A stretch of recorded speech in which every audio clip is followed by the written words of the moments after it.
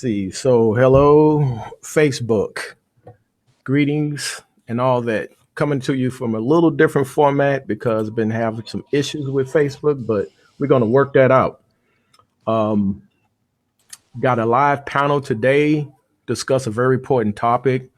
It centers around Ice Cube's contract with Black America. That's what CWBA stands for. Um, and the contract that he put out. Of course, we know that there are other uh, platforms and formats that other people have come up with. But his got a lot of more attention because he being being the superstar rapper that he is, got a lot of attention. So um, we're going to discuss that today. Some of us, feel you know have different opinions about whether he should have talked to the Trump administration or whether should have waited to after the election or however that goes. Um, we also have some opinions about some of the other rappers and different celebrities that have come forward to support Trump or not, whatever. And other political news we can get into. So today's format is going to kind of go flow. Each member get up to 5 minutes to give their opening statements, and then from there we'll have rebuttals between the two member between the panels.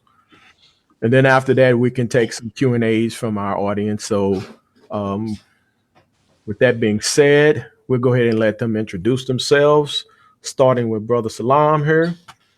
We might have a new audience, so you can go ahead and introduce yourselves. Greetings, everybody. Good afternoon, wherever you may be. Some of you are in evening at this point. This is Salaam Thompson, live in LA, originally from Chicago, Inglewood stand up. So look forward to the discussion with my fellow brothers on the panel. Yeah. All right. And Brother Reggie? Good evening, everyone. First of all, I appreciate you inviting me to the panel, and I appreciate the other brothers contributing as well. My name is Reginald Bailey. I go by Reggie, originally from East Orange, New Jersey, and I am a retired military, currently working at Vanderbilt University. I've been living here in the Tennessee area for about 23 years now, and I'm excited to talk about this. I'm very active in the community, very active in the political climate, so this is a topic of discussion that I'm eager to discuss.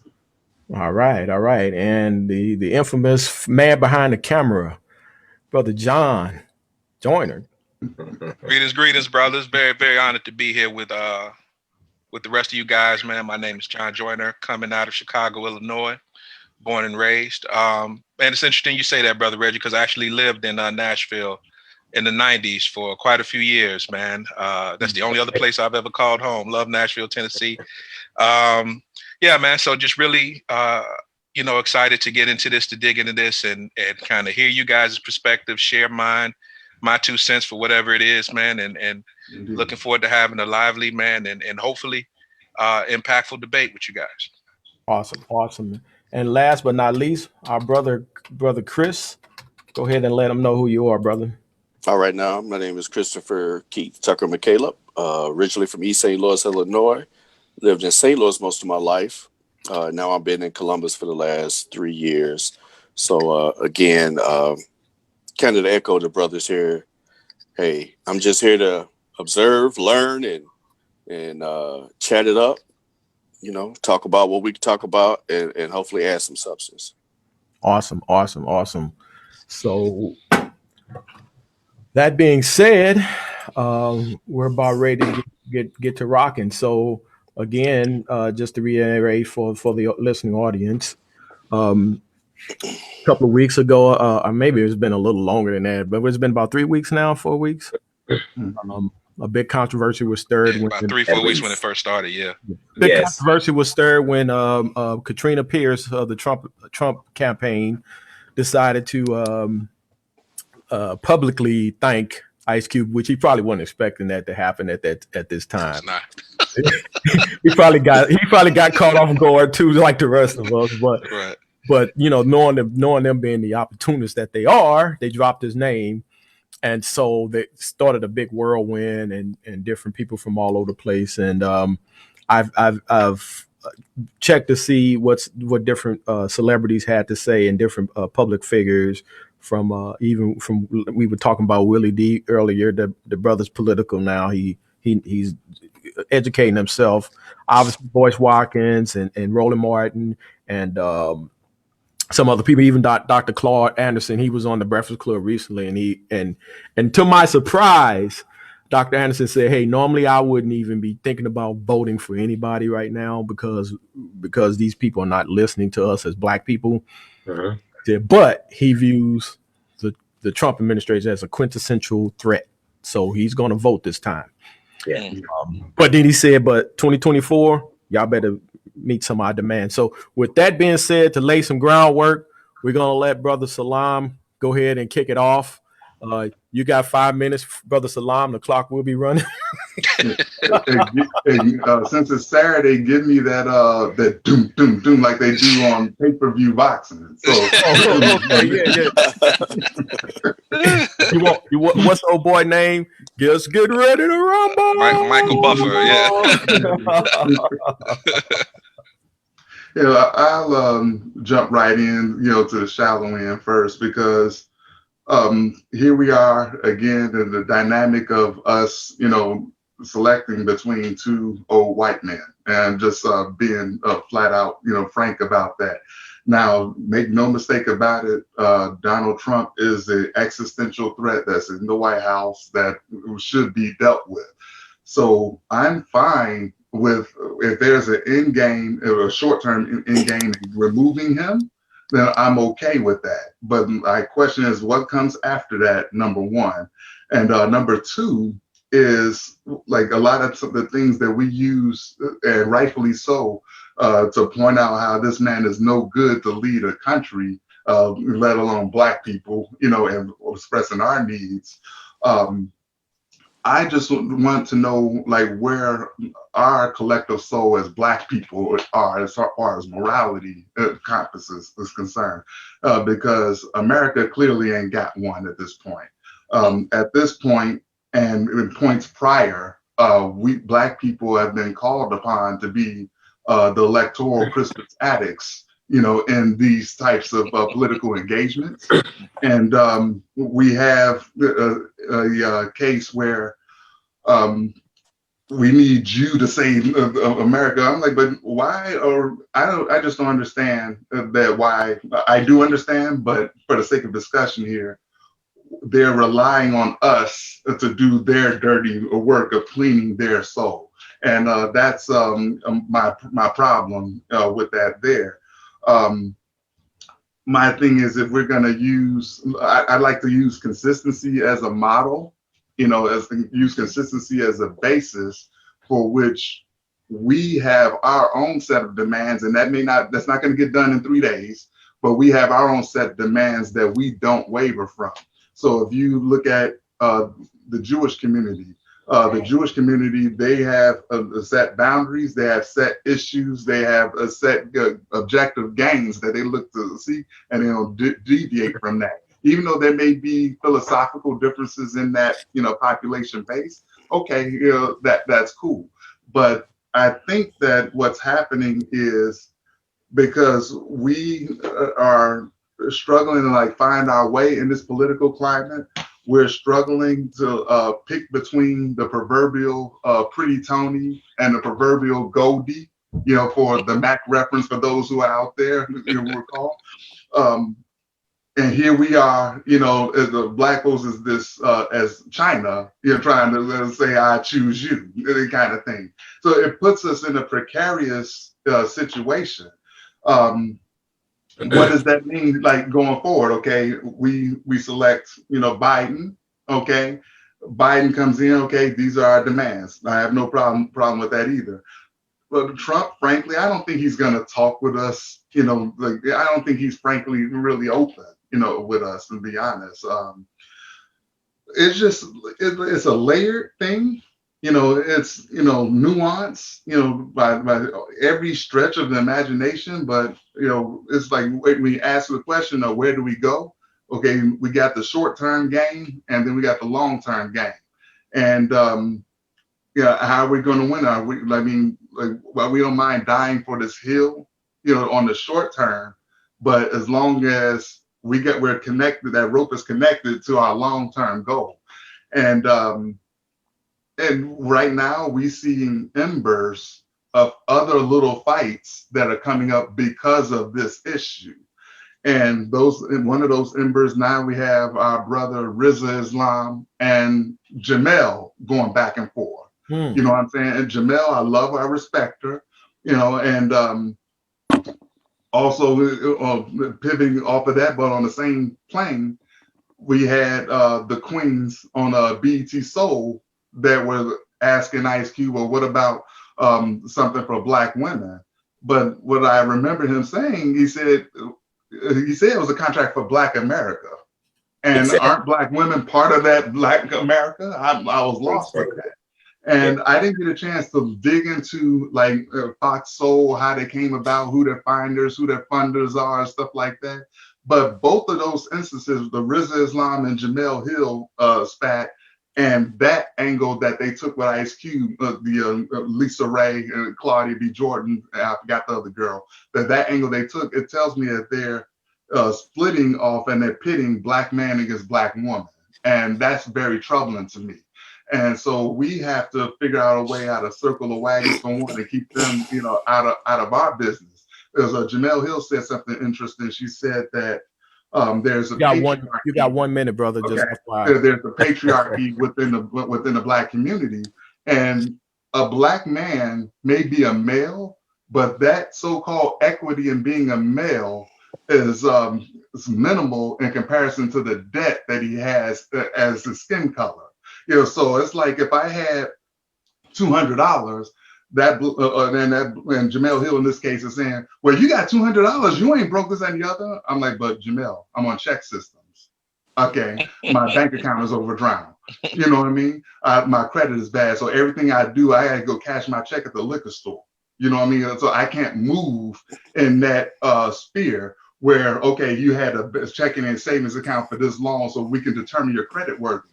You can't determine my credit worthiness if I'm not in the game. So just because I'm holding on to a little cash flow and you happen to see it, doesn't mean I have male patriarchy. You know what I'm saying? It just means that I'm not in that game, But I'm going to turn the floor over. all right. Brother John? Yes, sir. So thank you again. A lot in there with what Brother Salaam just had to say. Let me offer this, just kind of circling it back around to, what brought us all here this evening, which was, Ice Cube's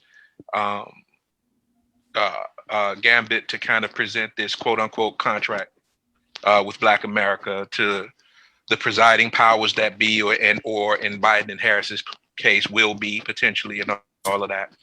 There are a couple of things that are kind of happening in that thing at once. So you got the conversation like what Brother Salaam is talking about with, well, what is the contract? What's in it? Who's involved? Whose interests are being presented? Is there a balance to that interest within black men, Black women, and how and what and the whys and all of that have to be discussed, deciphered, unpacked. You know what I mean? Because let's be real. We got to make sure our sisters are spoken for, provided for, cared for, and their interests are being presented just like ours. So when I hear sisters, whoever they may be, like the sisters you were talking about, asking that question, I hear them asking, are you making sure that I'm good? Just like women always ask their men, are you making sure I'm good? Are you making sure I'm taken care of, provided for in this thing that you're doing? So I would hope that we would hear it in that respect, with that kind of spirit, and address it in that way, because it's a valid question and it's a valid concern. So when we're talking about those types of contracts, like you said, with the Jewish community, they may not all agree with every little bit piece and everything, but what they present and what they put forth in front of the rest of the world are the things that they absolutely agree on. Absolutely. Which is what because there's a diversity of thought amongst African Americans, just like there's diversity of thought amongst any other racial group out there. So point being, everybody's not going to agree on every single thing, every single item. Well, but what can we agree on? What can we come to an accord on? Well, that's what needs to be in this quote unquote contract with Black America. Mm-hmm. So, I mean, obviously there's a lot of unpacking that has to go into a situation like that in and of itself. So, and definitely I'm looking forward to us continuing to talk on that part, but let's come back to the whole Cube thing and his presenting that and that whole thing. And Jay kind of laid the groundworks and the foundation for how the thing kind of occurred, which is where for me, you know, I kind of diverge from Cube's approach, from what he did and how he did it. Let me say, I love Cube. I mean, we all us brothers here, we all grew up, I think it's very safe to say, in that NWA area, that hip hop era. You know what I mean? Like that stuff is ingrained on our brains. Mm-hmm. The message inside the music, the radicalness of it, the feeling like somebody, and was speaking that somebody being at the time NWA was speaking to a pain and the suffering going on, not only in their hood, but like me and brother Salaam, born and raised in Chicago, South Side. Mm-hmm. They were speaking to what was going on in our hoods. They were speaking to what was going on in East St. Louis and brother Christopher and them. They were speaking to what was going on in East New Jersey with brother Red. You know what I mean? In every hood in America, that music was speaking to a pain and a suffering and a consciousness of thought that was happening that we all could relate to. So this is who I personally, and I think we can probably all agree, know Cube to be, where he's coming from, and the validity and the credibility that this brother is coming to the table with, correct? Mm-hmm. Now, you take that and decades-long career that's kind of pretty much been consistent with that same message, with that same energy, with that same vibe, you know, and here he comes with this, well, you know what? Who's speaking to the needs of my people? Who's speaking to the needs of what we want? We see these folks, and here we come again, another 4-year cycle, presidential campaign, where who's really talking about and addressing what's going on in America with Black folk? Valid concern. I'm with that 100%. So he said that and I want to make sure I get it right, he didn't reach out to anybody per se. They reached out to him. Is this the way he said this went? Yes. Correct. Okay. And he said that the Biden camp said after the election. Correct. Now, there's some things that's happened since then and some points that's been made about whether or not that actually was well, we'll address that. Mm-hmm. And then he said the Trump campaign folk were more open to what he had to say and willing to talk. And he said, well, those are the people that's in the chair. So yeah, if they willing to do business, let's do business. This is what I heard him say, paraphrasing, of course, on an interview with I think it was Chris Cuomo at the time. Yeah. When all of this stuff kind of happened. Here's where me and Cube diverge. Mm-hmm. If we were talking about any other presidential administration, Republican or Democrat, previous to what we've known prior to these last 4 years, I'm with you. Because who's ever sitting in that seat at 1600 Pennsylvania Avenue, mm-hmm. they are the president of the United States, which means, guess what? You owe me and my people, just like you or every other group out here in this country, a seat at the table and an opportunity to have our needs presented, acknowledged, and met. So I'm with that. Have you wrapped that thought up? Because you're out of time, brother. That quick? Man, okay. I didn't know I could talk like that. Okay. Right on. Well, I'll say this, then I go. Not that dude that's sitting there now. Okay. Not that dude that's sitting there now, man. This is a whole nother animal. Now we can revisit. We can come back all this, especially during the rebuttals and you guys. Yeah, absolutely. Okay. So, brother Reggie, you ready to jump on in here? Yes, I am. Once again, I appreciate the invite to kind of divulge into this conversation because I think it's important. I'll get right into it. Essentially, in my humble opinion, I think that this was the optimal time for this to be brought to the forefront because I truly believe that our votes are taken for granted and they are expected. I think that if you look historically, at exit polls from 2016 back 50 years, you will continuously see that Black Americans overwhelmingly support the Democratic Party. I'm not saying there's anything wrong with that, but when that pattern is perpetuated over and over again, it's expected you're going to vote for the Democratic Party. And when it's expected, they are not going to, quote unquote, court you in a certain way to look at any demands you might have, any grievances, any issues. Now, keep in mind, these people aren't stupid. They know exactly what Black Americans deal with and have been dealing with since 1619. So they know we aren't fully, let's say, we aren't fully given every liberty that every other American receives. They know this. They know that it's been perpetual.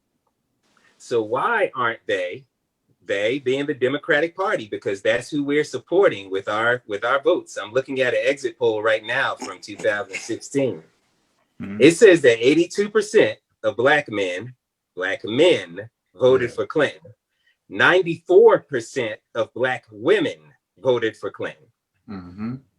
So with that percentage of individuals from that look like me, that are American, are supporting your party, or let's just, I'll say your party, because it's not my party. I'm an independent. I'll be the first to say. But I voted for Biden before anybody jumps in my DMs and starts. I voted for Biden because Trump needs to go. Gotta go. Trump needs to go. But if we are supporting a party with that type of vigor, don't you think we should be able to come to the table, or vice versa, for them to come to us and say, you know, we've been supporting, you guys have been supporting our party very vigorously. Let us right the wrongs that have been going on since 1619. And I'm saying this would have been an optimal time. And I'm not saying that we should have held on to our vote to not get Trump out of office. I'm not saying that. I'm saying we should have come to the table. And this is one word that we do not have. I had to write it down so I wouldn't forget. We, Black people in America, do not have solidarity. That's right.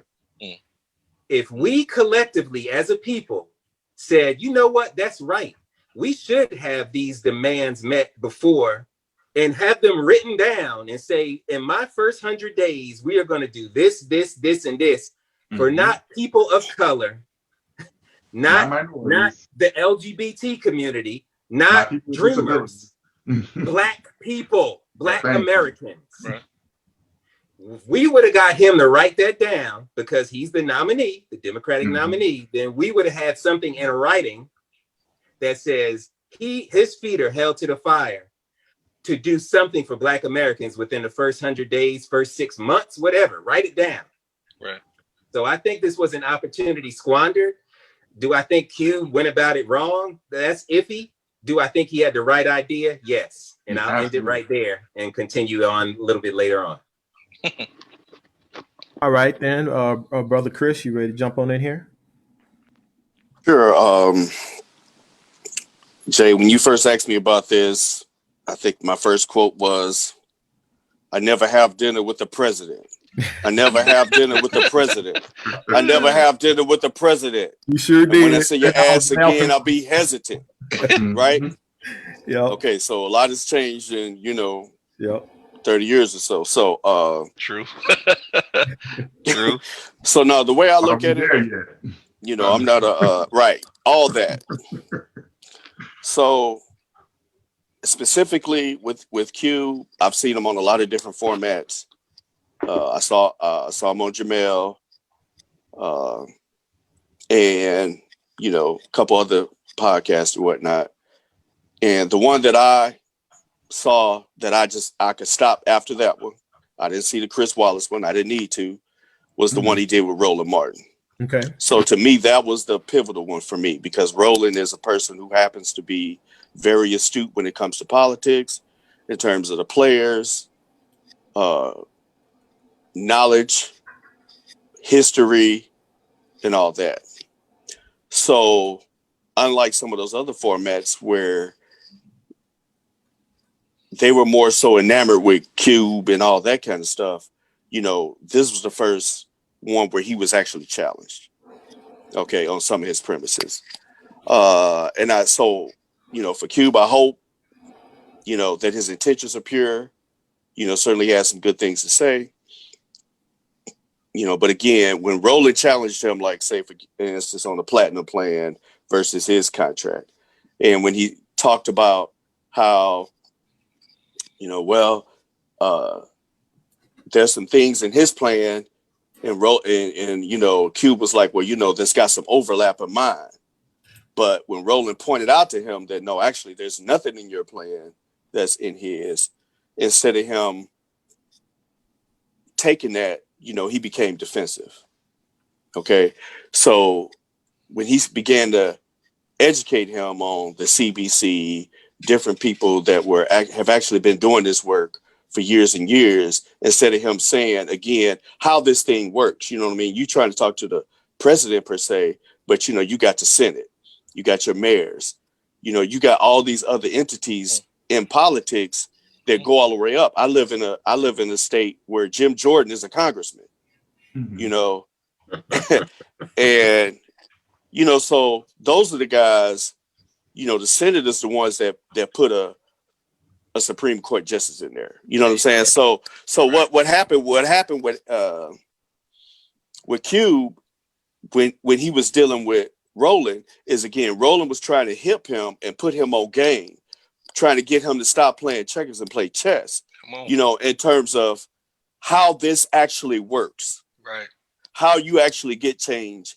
And he was really trying to throw him some bones because he didn't want to embarrass him and put him out there. But Cube began to get all defensive, and he started putting out a bunch of, what do you call those, narratives that weren't true. Okay, like a bunch of false narratives, that, the whole both parties this, both parties that. Imagine if somebody was to talk to Cube about the music industry and they're like, hey, I want to do some change for the music industry and rap industry and all of that, and you talking to a man who's been started off when we was doing cassette tapes, then CDs, right, then MP3s, then streaming, and then they talk to Cube and it's like, oh, well, no, he ain't got shit to say. You know what I mean? Fuck Cube. He ain't got nothing to say. You know what I mean? He don't know what he's talking about. That's basically what he was doing with his statement saying that there were 7,000 elected officials since the 60s that are black and we ain't moved an inch. So that means you pissing on Fred Shuttlesworth, you pissing on Dr. King, you know what I'm saying? You pissing on a lot of people who've done good work out here while you sitting up here in your mansion, did all your great things, did all your movies like Brother Salaam said, you know what I'm saying? Before, how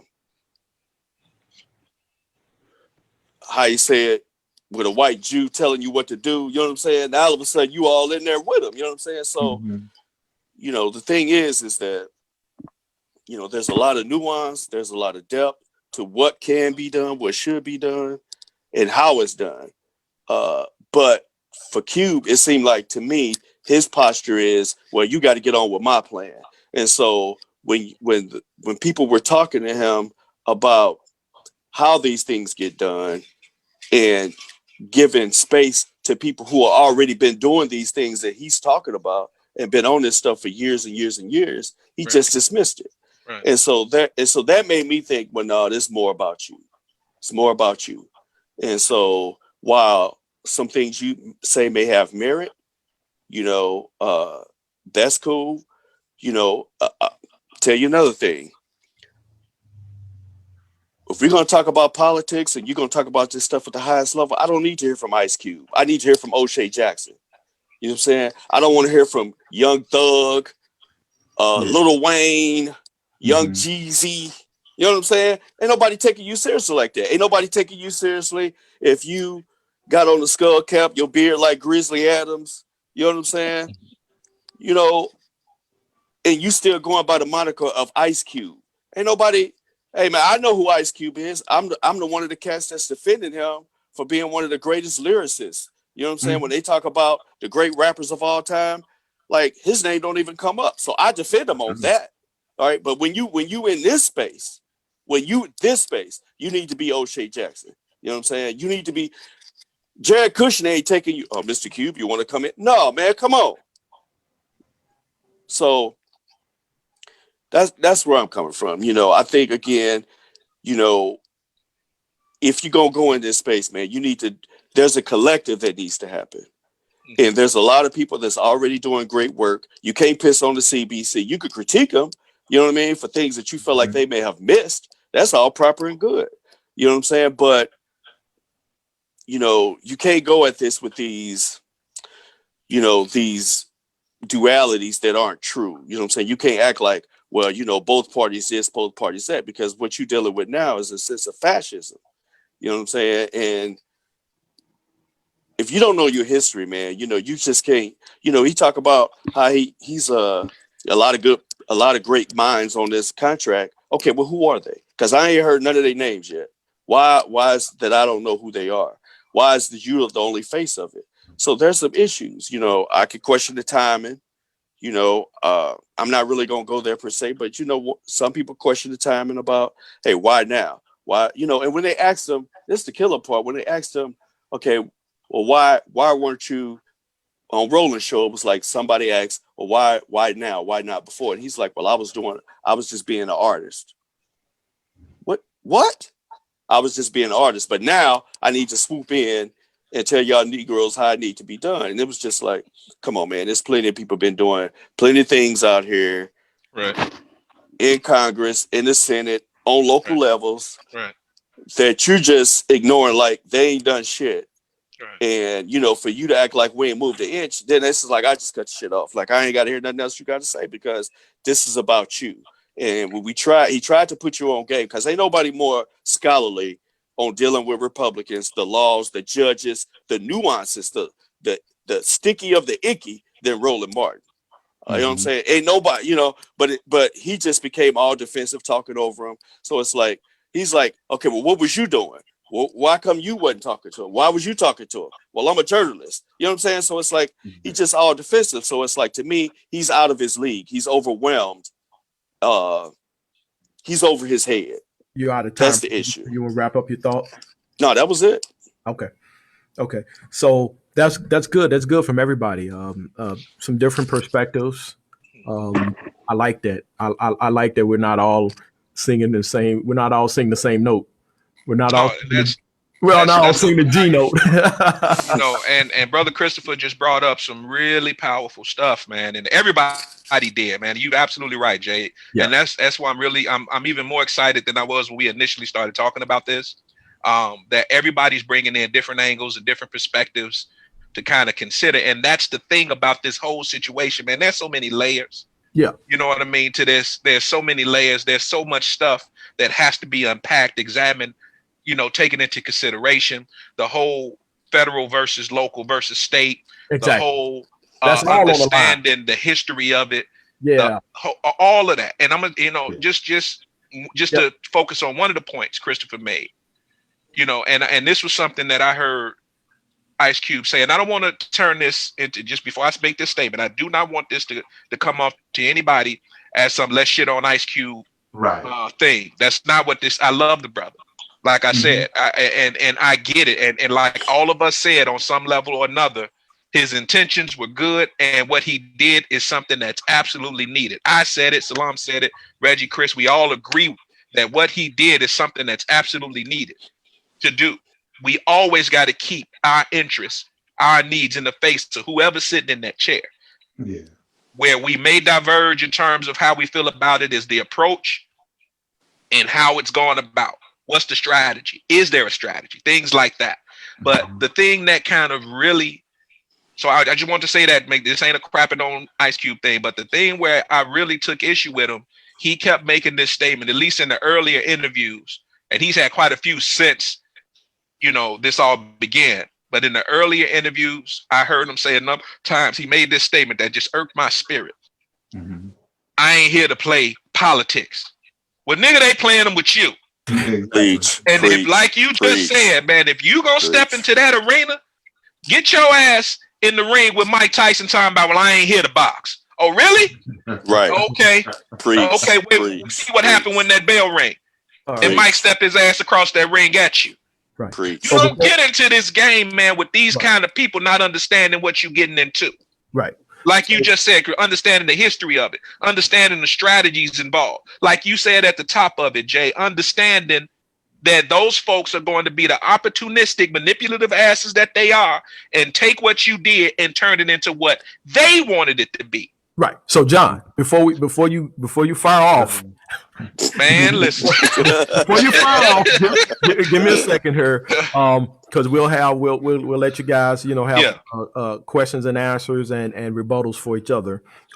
I just wanted to say a few things, and then we'll let you guys get into that. So, great points that were brought up is these elections are about more than the president. Oh yeah, and that's what pisses me off about people that, and I'm gonna call them out. People like Boyce Watkins, I respect them on certain levels, but when you're telling people not to vote, you're doing black people a disservice, because huge disservice. We got state. When you don't vote, that means that the people that are not doing things in your best interest, they make all the laws and policies for your state. Mm-hmm. They do redistricting. I'm getting like redistricting. I got you. He got you. Right. He got you. Right. I don't watch so many of his videos. He rubbing off on me now. So anyway, and they're doing it on the municipal and state levels. On the local and the state level. So when you don't vote, these people are making decisions for you. You have no voice. Yep. And some folks say, "Oh man, they talk about these people die for us," but they didn't just die for us to vote. But that's one of the things they died for. Mm-hmm. That's one of the freedoms that they wanted to get, because they understood the power of what they do. So when you're talking about your judges, your local elections, your state judges, your municipality judges, and on the federal level, and we got somebody that's been picking judges who are not going to be friendly to African Americans, black people, whatever we calling ourselves nowadays. They're not going to be friendly to civil rights laws. They're not going to be friendly to labor laws, which affects pretty much everybody. They're not going to be friendly when it comes down to healthcare, which affects black people. They're not going to be friendly on a whole a slew of issues. And so we just cannot say when we're not going to vote. That's not a solution to me. What is a solution is what you brothers were brought up is forcing these guys to say, hey, you want our votes. These are the things you're going to have to start doing. Right. Period. Right. And again, it's not going to happen in 3 days. Right. That part people have to understand. Right. So I'll let you guys get into it just a second. So with that being said, Boyce really turned me off when he jumped on Roland after Roland interviewed Ice Cube, and he started putting up these raccoon memes and all kind of stuff. And that's kind of like and I'm like, Boyce, you are. So just a few months ago, you were begging Roland to let you on the show. Now I'm calling him out. He like, I think me and Roland should work together. He pissed off at me, but I think we should work together. And then now you calling the man the coons. I mean, come on, dude. Make up your mind. Either you want to work with the guy, you think the guy know what he's talking about. You don't have to agree with him. You can say, hey, I disagree with Roland on this and this and this and this. Period. But that's all it should have been. It shouldn't have been. Now you got your whole page over there talking about Roland and calling him a stepping fetcher for the Democratic Party and all this stupid stuff. Come on, man. What are we? So with that being said, I'm gonna step back and let you guys get started here. So you want to start off, Salaam? I don't know if you got a question or a comment. Just a couple of quick, any particular person you wanted to address. It's just a couple of quick things there to bring up. We should always be mindful, though, that our exploitation or their exploitation of us doesn't just occur on one side of the aisle. I just want to make sure that point is accounted for. Not to say that you all didn't, but for the listening audience that's out there, every bit as much as Trump and his people look to capitalize off of Cube's name, off of how the reverence of Cube that we have in the hood for him. Right. On wax and all that stuff, movies and everything. Just as he looked to capitalize off that, Democrats did the same thing. you know, and we can go all the way back to when Clinton was blowing the saxophone on Arsenio. Okay, when Hillary was pulling hot sauce out of her bag Right. at Al Sharpton's restaurant for crying out loud. And he couldn't play the sax anyway. And he couldn't play. Right. And then that bullshit video that was on Twitter, you know, where the sisters were sliding down the pole, talking about get your booty to the pole. Kind of, I mean, come on. What was that? What was that? You know what I'm talking about, though, right? Yeah, I know. I heard about it. I didn't watch that. Yeah, I missed that one. Hey, but it was there. It was sent to me. I wasn't searching for it. Right. I just had my 19th anniversary. Hey, we heard about it, brother. We heard about it, right? Right. Through cursory channels, as I found out about it. Yeah, but yeah, and that's You're right, Salaam.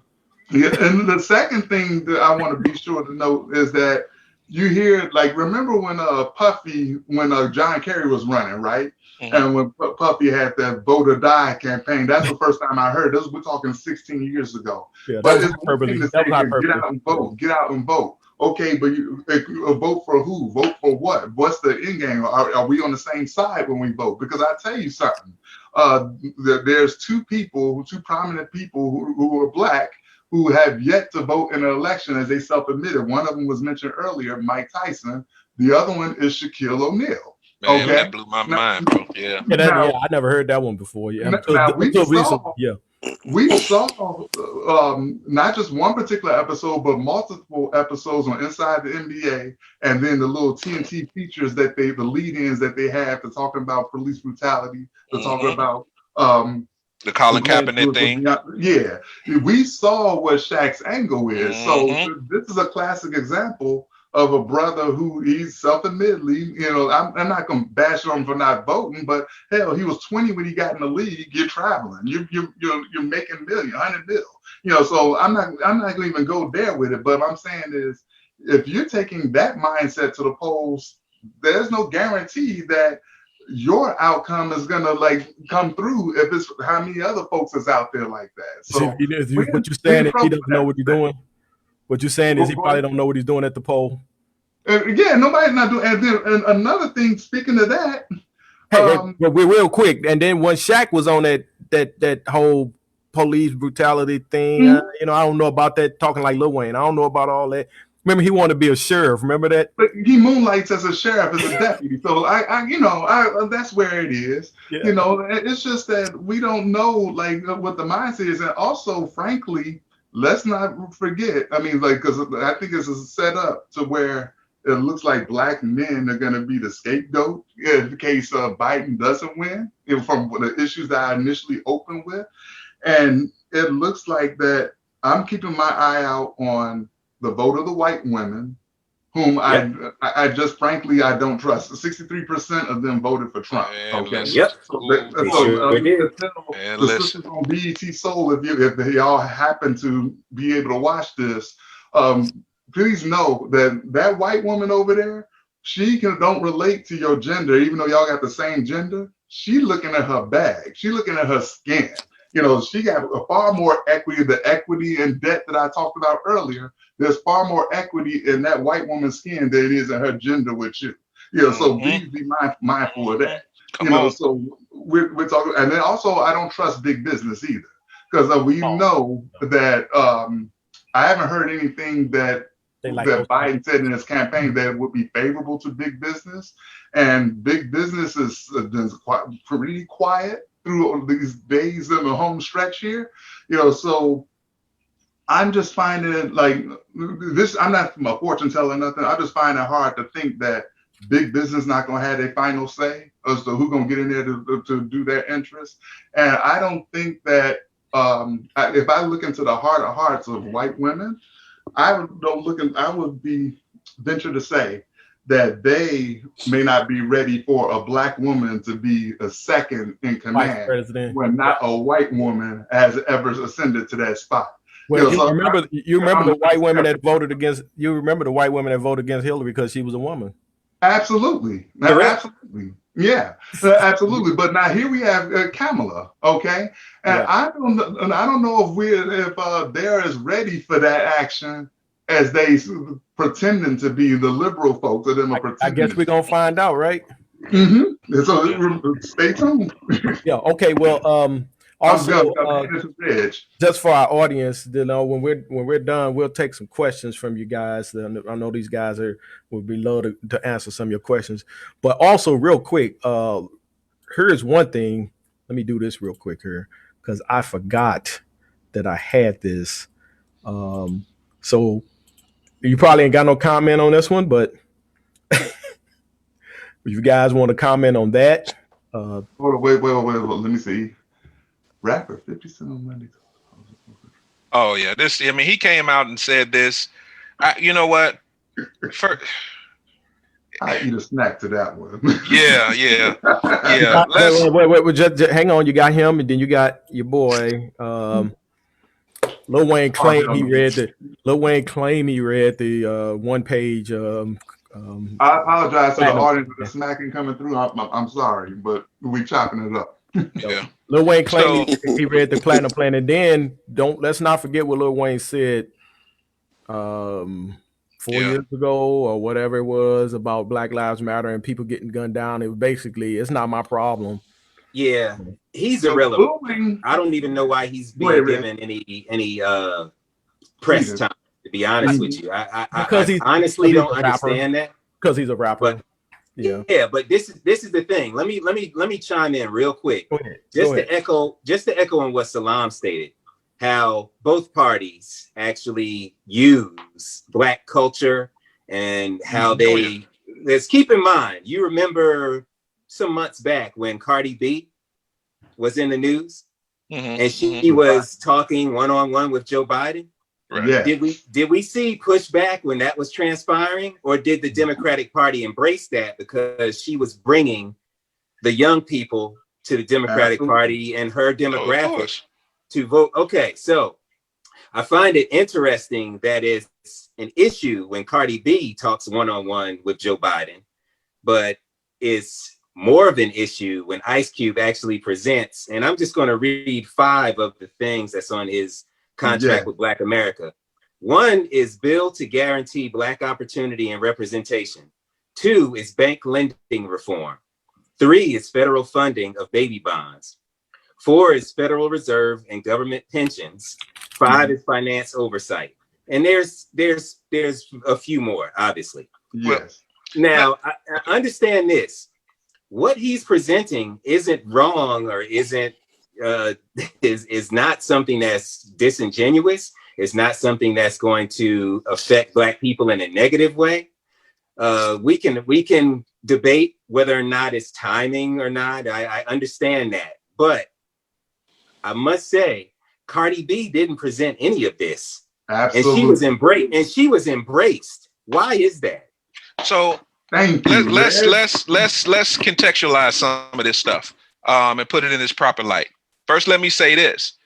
I don't take issue with none of the stuff that Q presented and the stuff like the specifics that not only do I not take issue with it, like Brother Christopher already touched on, this shit ain't new. You got people that's been in these streets working on these issues and doing what they can to present these issues and create a platform for these things to be discussed.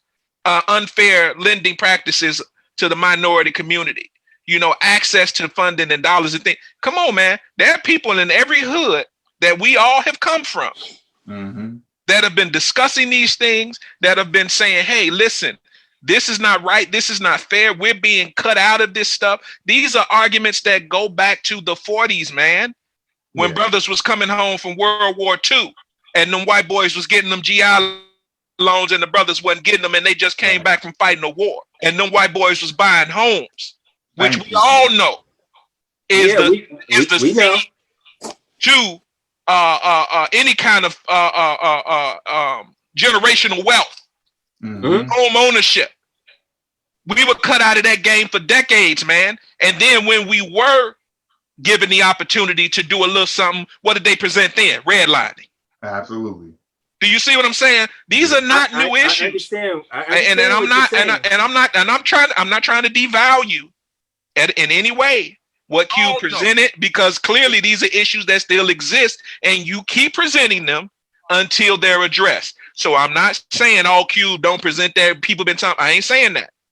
My issue ain't with nothing about what he did. But again, going back to my whole point about contextualizing stuff, I don't know, and I'm not 100% familiar with it. I don't know if what Cardi B was doing at the time was about her presenting something as much as it was about presenting her platform as an opportunity to give Biden access to all those millions of young folk that love her, and they were leveraging that, you know what I mean, in an effort to introduce him to her market, to her. You see what I'm saying? So, but that goes to what Salaam was saying earlier, where he said that they will use. Yes. Right. That's what I'm talking about, and that's where his whole thing. What I said a little while ago, I ain't here to play politics, kid. They playing it with you. They playing it with you, yeah. They playing it with you, and they did exactly what they meant to do. They took the fact that they had any communication, and they stretched the hell out of it and made it into this whole thing. Stretch Armstrong. Man, Stretch Armstrong the shit out of it and turned it into something that it wasn't. And before he even knew what was happening, he been on I don't want to call it an apology tour, but an explanation tour ever since, trying to explain himself, trying to explain what he was doing and why he did it, all because of something that he never kicked off. At least from the perspective of saying, I'm working. He never said that shit. Y'all, we all know he never said that. Right. But who's left to explain that?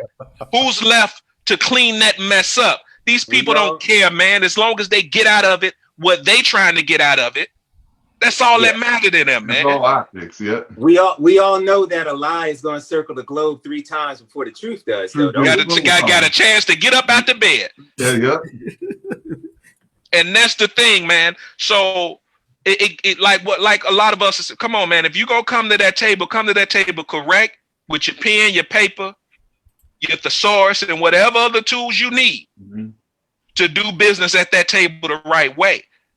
I ain't got no problem with. I applaud his bravery and his courage to want to stand up and say, man, listen, I'm tired. I'm sick and tired of these presidential cycles coming around. And everybody and everything under the sun is getting discussed. But what black folk need, and like you said earlier, Brother Reggie, and we've been in this motherfucker since 1619. Yep. 1619, and we still got the same problems, a lot of them, that we've had since the time our people first got off that boat, the first largest group of our people. You know what that tells me? You know what that tells me, though? That tells me that actually neither party really wants to rectify that issue. Oh, come on, brother. Come on. Yeah. Come on. You may disagree. It's not in their issue. It's not in their interest to. That's not what it's about. And that's part of my point. You're absolutely right. So that tells me, I'm sure you've heard this before, there are 2 sides of the same coin. One is just a little less evil than the other. But like Reg, to that point, like I said, Republicans will piss on you. Democrats will fight like hell to get that umbrella for you, then piss on you. Let's talk, because I'm really interested in this whole perspective too. This whole Democrat Republican, and I know a lot of people got beef with black folks' decades-long support of the Democratic Party, and justifiably so, when you weigh the support and the value and the substance that support has given to them, and then the return on that ROI. Can I make a disclaimer real quick? Yes, sir. So, and I know I can speak for myself personally. I definitely have no problem with black Republicans or Republicans in general. I have a problem with what I call I have a problem with what I call tap dancers and bootlickers, and you know. Now, as someone who used to identify as a Republican in the late '90s, I know and I understand the Republican Party. What we see right now is not the Republican Party. I'm just telling you the truth. So But I just wanted to put that disclaimer out there. We don't have a problem with Black Republicans. I don't have a problem with Black Republicans in general. No. But when you come tap dancing and all that and talking about getting off the Democratic plantation, and I'm like, and my question is always to go do what? Get on the Republican plantation? Thank you. Come on, man. Let's talk about this real quick, man. Let's discuss a universal fact.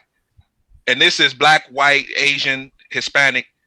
People vote their interests. Whoever it is, across the board, when people go into those polling booths and or them where we got the machines now, the digital machine, the touch screens and all of that stuff, they're going in there to vote their interests. First and foremost, they're not necessarily voting party. They're not necessarily voting agenda per se. They're in there voting that who on this ballot do I know or believe to know to have my best interest at heart, right? Mm-hmm. Yes and no, John. Yes and no, John. Yes and no. Because hold on. We can unpack it. Okay. I'm just speaking the generality that I think for the most part we can all generally agree on. Of course, there's some nuance to everything, right? Okay. Sure. So let's just take it as a accepted generality that I think we for the most part we can agree on. And because I want to set it up a very particular way because I'm trying to make a larger point historically. Okay, go ahead. Because the thing that some people like to go back to, well, Black folks didn't always vote Democrat. They used to vote Republican and all that. Well, that's true. Let's talk about that. Mm-hmm. Why did we once upon a time vote Republican? Well, we voted Republican, or first of all, we didn't vote shit because we didn't have the right to vote. Right. But we started to support the Republican Party. Why? Because right after the death of Lincoln back in 1865, mm-hmm. I forget who the president, I want to say Andrew Johnson, but I'm not 100% sure who came after Lincoln. I think it was Andrew Johnson. He passed, him and the Republican administration passed 3 amendments that became known as the Reconstruction era amendments, right. The 13th, 14th, and 15th amendments. Those amendments, really quickly, they abolished slavery. They gave African Americans full citizenship in this country and gave African American men the right to vote. So that Reconstruction era, that's a time in history that really does not get discussed and unpacked as much as it needs to, because that Reconstruction era was one of the most prosperous and beneficial for African American. We had Black senators on the state and federal level. We had Black folk who were doing things. What happened was, this was right after the end of the Civil War. The Southern whites were still pissed off. You done took their niggas from them. You done took their good niggas. You done ended their means of making this dough. The Great Compromise. You see what I'm saying? They wasn't having that. Yep. They wasn't having that. So even though the war was over, they still had to do some things that kept this country intact. So along comes the Plessy versus Ferguson, when Plessy sued because they wouldn't let him sit in the train seat with other, and basically, to make a long story short, the United States Supreme Court upheld the fact that he could be discriminated against based on his race in a public space. That U.S. Supreme Court decision set the groundwork for what became Jim Crow.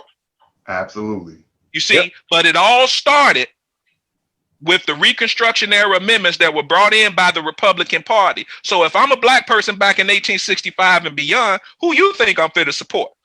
I'm gonna support the motherfuckers that just said, guess what? I ain't got to be a slave no more. Right. That I'm a full grown man, that I got a right to vote, that I got a right to own land, that I got a right to be a citizen in this country that me and my people just helped build for the last 200 plus years. You damn right I'm gonna support that party.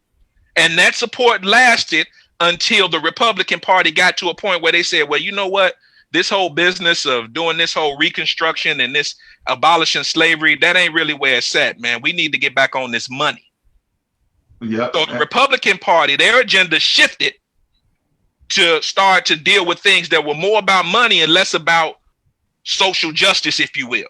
Yeah. What you're speaking on right there, John, is that what they refer to as a Reconstruction. So when Lincoln was killed, that was an election, and that was a big to do about who who was going to win, and that was what you call a stalemate. It was basically a neck and neck. Right. Jay, you're referring to the Great Compromise of 1870. They had to make the compromise, and the compromise, what the South wanted was you pull all the troops out the South.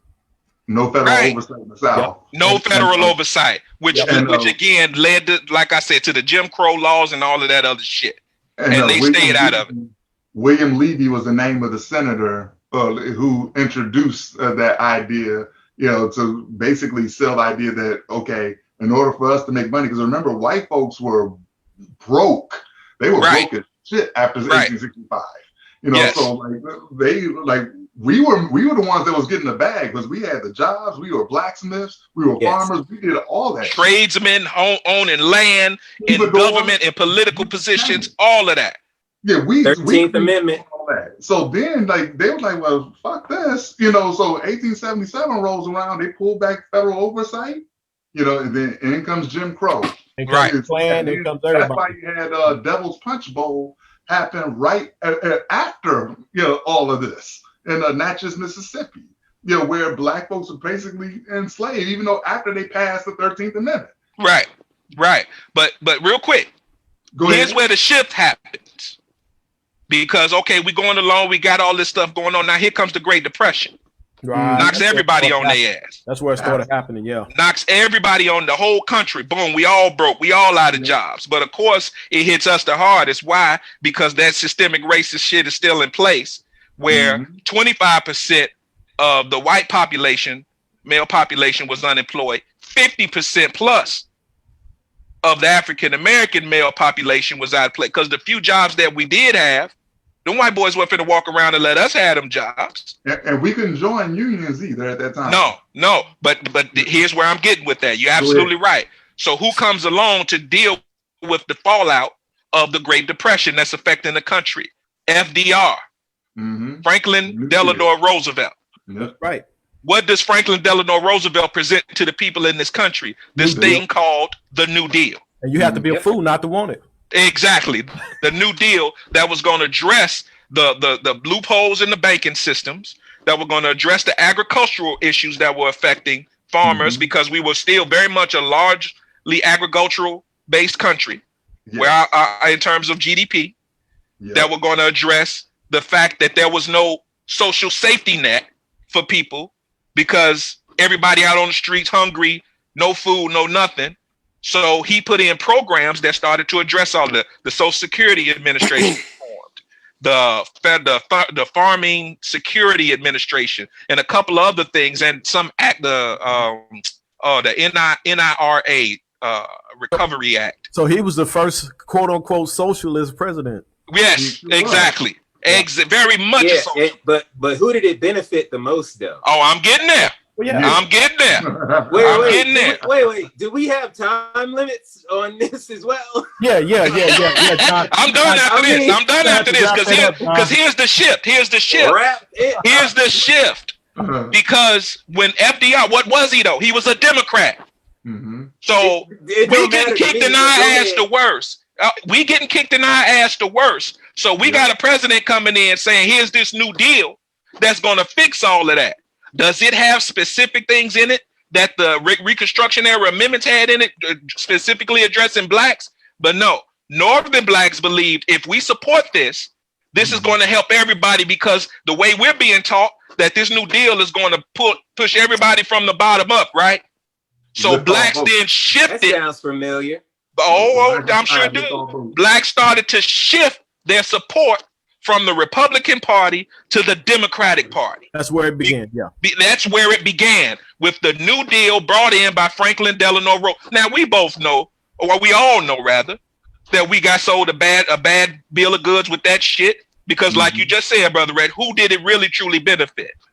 Because even though it was a federally funded program, the local municipalities and state-run governments were in charge of the administration of the program. Right. So who throughout the South, oversight.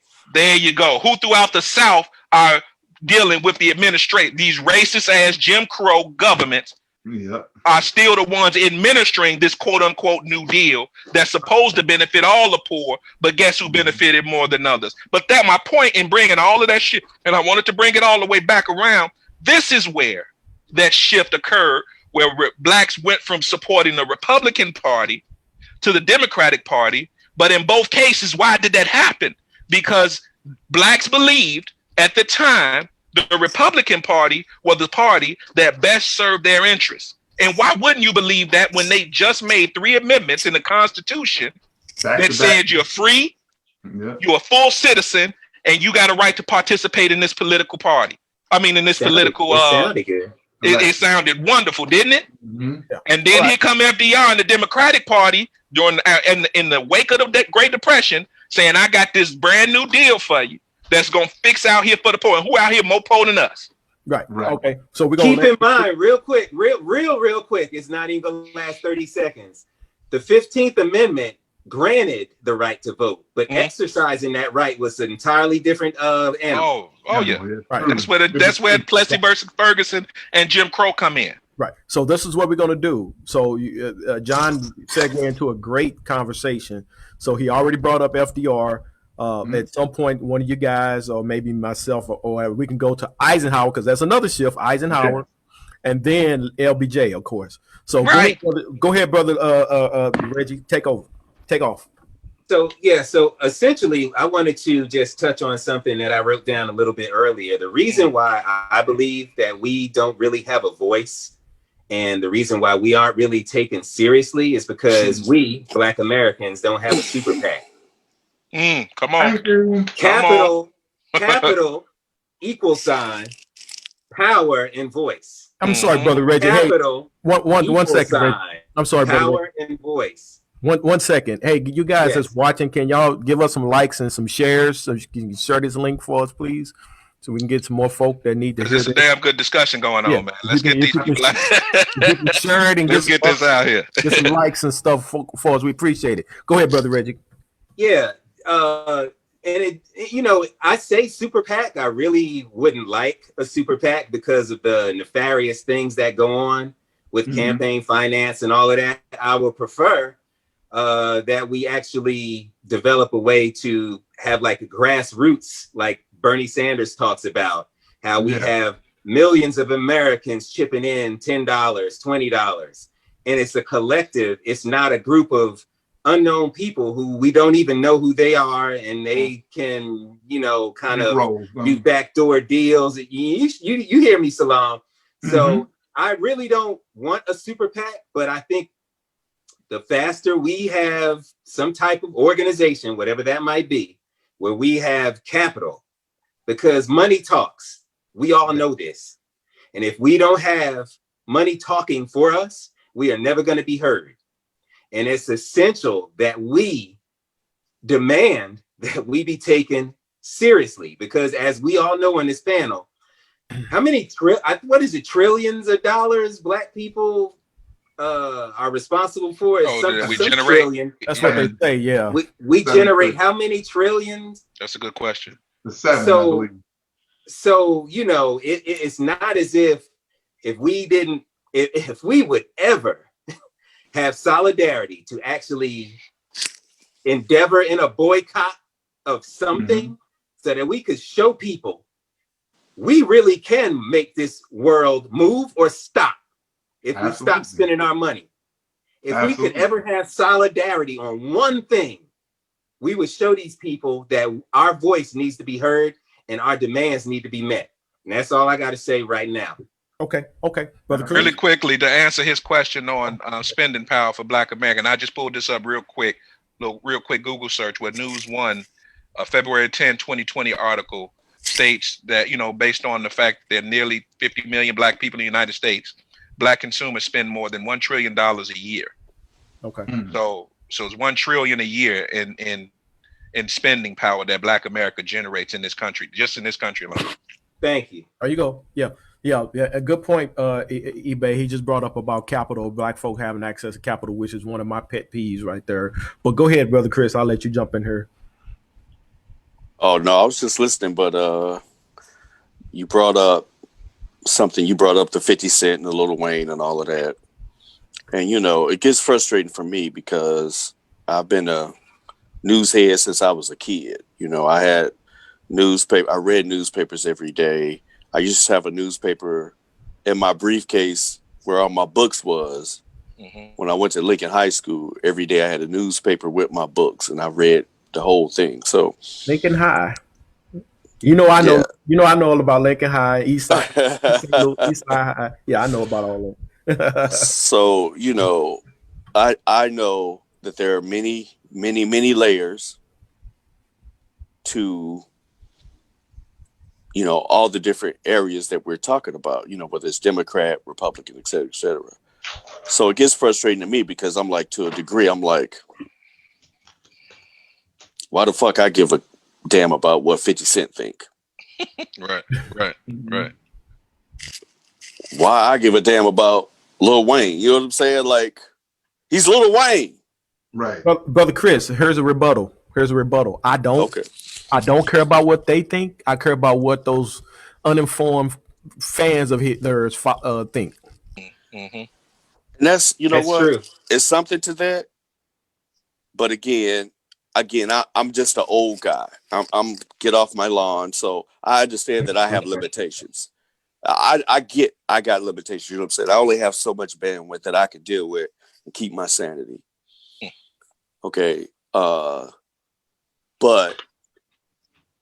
when Charles Barkley said that I'm not a role model, it's not that he wasn't a role model. It's that people don't look at him because he's a celebrity. It's just that because a person is a celebrity, it doesn't mean that what they have to say has value on a particular subject matter. So I think that at some point, you know, this generation, which is behind mine, right? As smart as they are, they're going to have to go beyond Twitter and Instagram to do some kind of study, some kind of history to learn about, you know, what has come before them and why we are the way we are. Here's another brother Chris. Most of them don't even vote. They probably ain't even registered. And again, so that in that case, because I would say the same thing. I'm like, do you think Lil Wayne actually walks to a poll and votes? Well, somebody asked earlier, is he legally allowed to? And probably right. not. But that's the thing. That's what I'm saying. If I want to know where to get the best lean in Houston, in New Orleans, I go to Lil Wayne. You know what I'm saying? I'm not gonna go to Lil Wayne about fucking politics. You know what I'm saying? It's just ludicrous. It's like, so I can see that TMZ would post it because that's their business. And I'm saying, as far as the young people, hey man, I can't help you if you follow Lil Wayne. I can't help you, dog. Again, I only got so much bandwidth because if I was to try to tackle everything in all these spaces and all these places again, like the Bible say, you know, much knowledge, much sorrow, much wisdom, much sorrow. You know what I'm saying? So it's only so much you can do. You have to be in your own lane. I try to stay in my own lane, deal with what I can deal with, talk on what I can talk about. Some of the other stuff, I just have to let it go because it's just going to overwhelm me. You know, when you think about, like, even with Trump, for instance, there was a time when we used to be like, damn, he colluding with the Russians. Damn, he paid off prostitutes. You know what I'm saying? It used to be like, wow, you know, I can't believe he said that, right? Like, I used to say, like, damn, I can't believe he said that. Like, me, 54-year-old kid from East St. Louis who's seen it all, damn near. I can't believe he said that. So now it's to the point where between the COVID, the downplaying the COVID, the numbers is going up. You know, I'm like, if I'm a first responder, for instance, if I'm in an emergency room, if I'm a doctor, I'm like, between Trump and his followers who out here getting this COVID, then y'all coming to me, y'all want me to save your motherfucking life? Dude, let me tell you something real quick. I just took a field hockey class, and we doing our little thing outside, and we were at this field hockey contest, and there were two people, a father and a daughter, who, you know, the mandate was, you in this thing, you know, you got to have your mask on. So I don't go, hey, when I'm outside, unless I'm taking a walk in my neighborhood, Jack, my mask is on. I ain't about that COVID life, right? I'm going to do everything that I can to protect my people, myself. Right. So they making these announcements, you know, on the field hockey, hey, everybody make sure y'all respect this, keep the mask on, blah, blah, blah. So the guy's daughter is like, I'm just tired of this. I don't, you know, this, that, and the other, you know about the mask. Administrator walked by, told him the same thing. Keep your mask on. Put it on. As soon as the person leave, she flop it down. Same thing with this guy. So it kind of got on my nerves. You know, I'm just trying to get through my class. Get on out of there, right? Mm-hmm. And so they make the announcement again about the mask, and she said something. And I said, look, 3 people who I know who are very close to me have died of COVID. Right. So listen, you ain't got to agree. I just need you to respect the strength and keep your motherfucking mask on. Right. So then her daddy gets up and he's like, how do you know they died from COVID? There are more people that died from tuberculosis. So now he's all on this protecting my freedom shit, right? Right. It took everything in me. When I tell you, when I was 21, I was fight the power. You understand what I'm saying? I was that cat. Like, I'm calm, cool. James, you know me for over 20 years. Coolest guy in the world. Don't cross the line, though. You know what I'm saying? Like, don't cross the line into the stupidity. And so I'm like, here I am telling this dude that 3 people close to me, it could have been my mama, could have been one of my daughters. And instead of you respecting, you so on a political tip about the fucking mask. Right. That now you finna challenge me. You know what I'm saying? And I'm like, dude, back in the day, I'd have just punched them right there. Like, the police would have came and got me because I'd have just put him to the ground. You finna say something, James? No, I was going to say they want to challenge you on wearing a mask, being their right not to, but it's not about their right. So, because number one, no business has to patronize anybody. Mm-hmm. So if their rules are you have to wear a mask to come in our building, guess what? You got to wear a mask to come in their building. No shoes, no shirt, don't get no to come in their building. Huh? No shoes, no shirt, no Chris, service. So, Chris, essentially his rebuttal to you was akin to if you would have said that 3 people that died from leukemia, and he said, well, more people died from breast cancer. Right. Yeah. Right. I mean, are you serious? Bro, so that's my point. So my point is that I can't like have these discussions with people who are, so far into this cult of personality. Right. Correct. They're in the you know what I'm saying? That we're not having a real dialogue. Like I could talk to Reggie, John, Jay, Salaam, and we could be talking some real shit that we might disagree on, right? We might disagree on a little bit, but we having a real genuine conversation though. You know what I'm saying? Right. Like we're all coming from a good place. Well, I think that's because some people they coming from good places. We can all agree on a certain set of facts, Chris. See, that's the thing.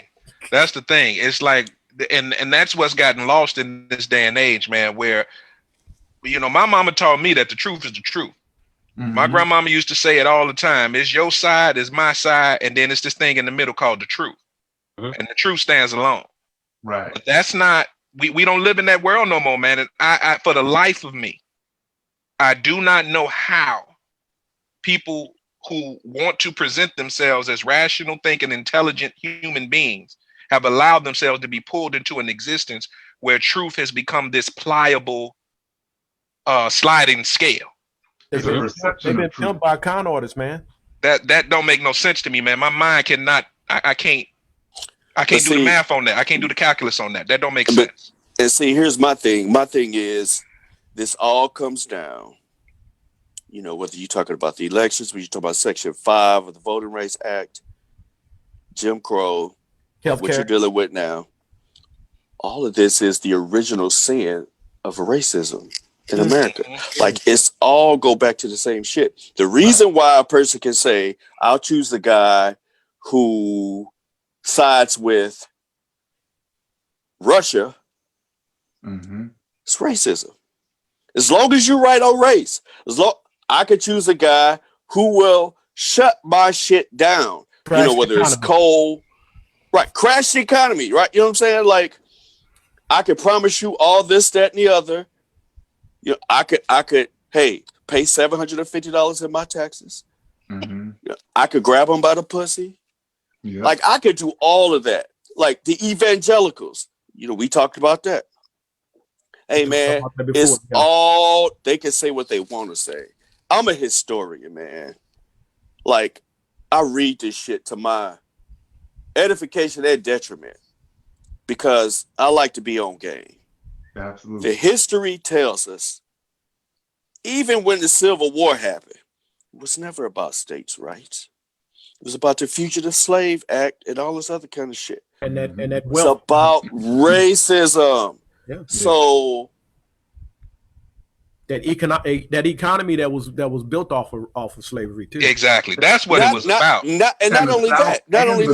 Yes, I had this conversation with a friend of mine years ago, and I was like, hey man, racism trumps this economy stuff. And he was like, no, man, if it's the money, they're gonna get the green. I'm like, dude, time and history have shown you, even now, fuck their business. You ever read a book called Hillbilly Elegy? Okay, and J.D. Vance. Man, to them, even the poor white folks, who these same issues, they getting their ass kicked at them. Yep. They feel like I'm just one break away. I'm just one break away from being a millionaire. You know what I'm saying? Yeah. Right. Exactly. And the sentiment is, at the end of the day, as long as I'm not a nigger, I'll speak Russian. As long as I'm not a nigger. Long as I'm not a nigger, I don't have to have a house. I don't have to have health care. I don't have to have care. I'm not a nigger. And as long as he upholds that.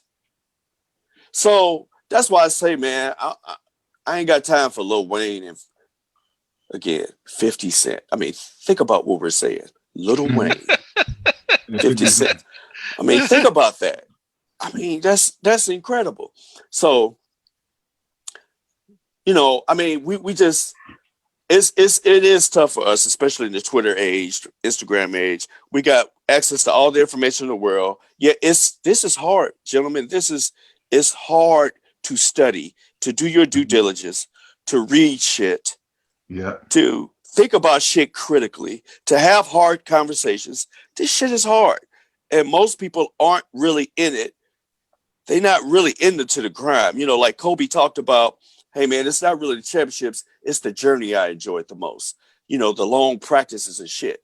It's like I heard a preacher say, you got a testimony. A lot of people, they don't want the test. Just want the money. Just give me the money, baby. Give me the money. They don't want the test. Right. So Jay, when you tell me about the followers, I can't worry about me, just me personally. Yeah. Other gentlemen may feel differently. Man, I can't worry about them, dog. I can't worry about the people who don't want to put no work in, don't want to learn nothing, only want to concern about the bachelor and shit like that. Like, I can't. They ain't carrying this shit anyway. You know what I'm saying? Like, if you want to know, if you want to learn, I'll talk to you. There's so much information out here. It's all at the tip. It's all at the tip of your fingers.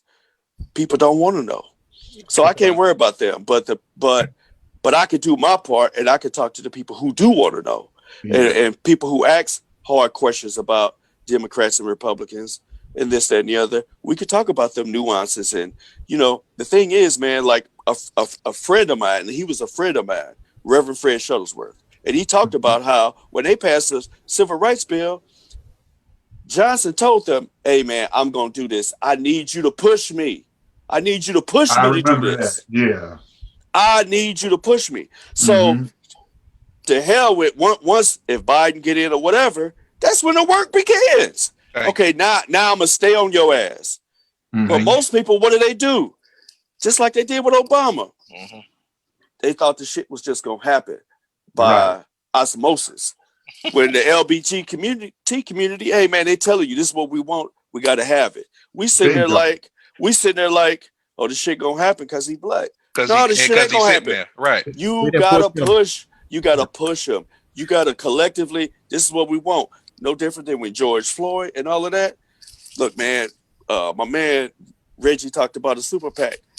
The shit get moved. Shit get moved in this country by either money, a gender agenda from influential groups. Like if you anti-abortion, well, you know that group alone. You ain't got to put no money in, but that group alone, they got enough people that give voice to it. Okay, Right. and then political pressure, social pressure that makes it political talk, like George Floyd and people out in the streets, et cetera, my Arbery. So when those things happen, that's when you got to strike. And then, again, if a Joe Biden gets into office, that's when you really got to, hey, man, you can't be sitting back in the cut because everybody else is doing shit. Right. The Republicans, they got lobbyists. Mm-hmm. The NRA, which you ain't heard shit from because they got a lot of shit in the game at the NRA nowadays. You ain't heard nothing from them, Jack. Yeah, they got a lot. Wayne LaPierre got a lot of shit in this game right now. But that's when you really need to get in. So for anybody to be having this debate about Trump and Biden, it's just ludicrous to me. Like that means you don't know shit. That's what I think. Like you don't know shit. Yeah, you don't know shit about history. Fascism. Look, to this point, like I said about things that I've heard that I said, man, that used to be a really big deal. I am numb. Like I'm numb to the shit. Like Trump could shoot a motherfucker on Fifth Avenue. I'd be numb because there's so much stuff pile on top of pile on top of pile. Mm-hmm. But that's how the shit happens. That's because you just get used to these little compromises and shit. Well, it's just how it is now. Yeah. I'm getting numb to it. Yeah. And I'm smart. so I'm pretty observant. So what I'm saying is if that's why, like I said, man, you do got to get this cat out of here. But then that's when the work starts. That's when you got to press Biden, Harris. But the Senate, that's where it's at. That's where we really got to hope we turn the tables on this Senate. Because as much as people got grief with Obama, shit, Mitch McConnell fucked up everything he could possibly try to do. Man, that motherfucker got to go. Yeah, bro. His and last ass point, gotta go. And even on the last point, man, when they talk about the crime bill, 94 crime bill. What don't get talked about is all the black mayors, all the black preachers that was on that shit. That supported it. Because crack was all up in our neighborhoods, and they was feeling helpless, and they was on that shit. But see this where the shade go, because everybody want to talk about the crime bill like it was on motherfucking Biden.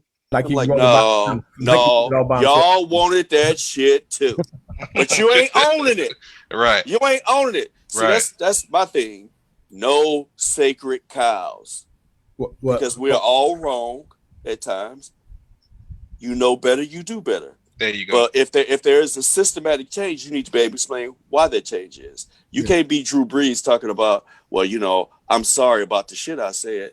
Oh no, if you think differently, I need to know why you think differently from then to now. Explain what happened in the middle. Right. What happened in the middle? Because without that, I'm just thinking you said some shit so you can be cool with your teammates and get out the hot water. Exactly. So what I always promote is critical thinking, critical thought, critical conversations, hard ass conversations. No different. I'm married. James, you're married. Salaam, I know you're married. I don't know about your other. But to have a successful marriage, you have to have hard ass conversations sometimes. Shit that you might get your feelings hurt or whatever. But you have to be courageous enough. And you ain't to gonna want to get better, to hear the truth. It's hard. Right. So before you jump in here, Salaam, I'm gonna let you get in here. I need to make a few good points. eBay just posted another article which reminds me of the vast voter suppression that's been going on and is happening right now in real time. So the Republicans been challenging votes at every level in every state. So they've been going to the Texas Supreme Court and challenging votes that's been, early voting.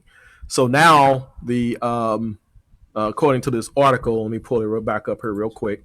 The court is now demanding that Harris County answer to another petition that this Republicans have.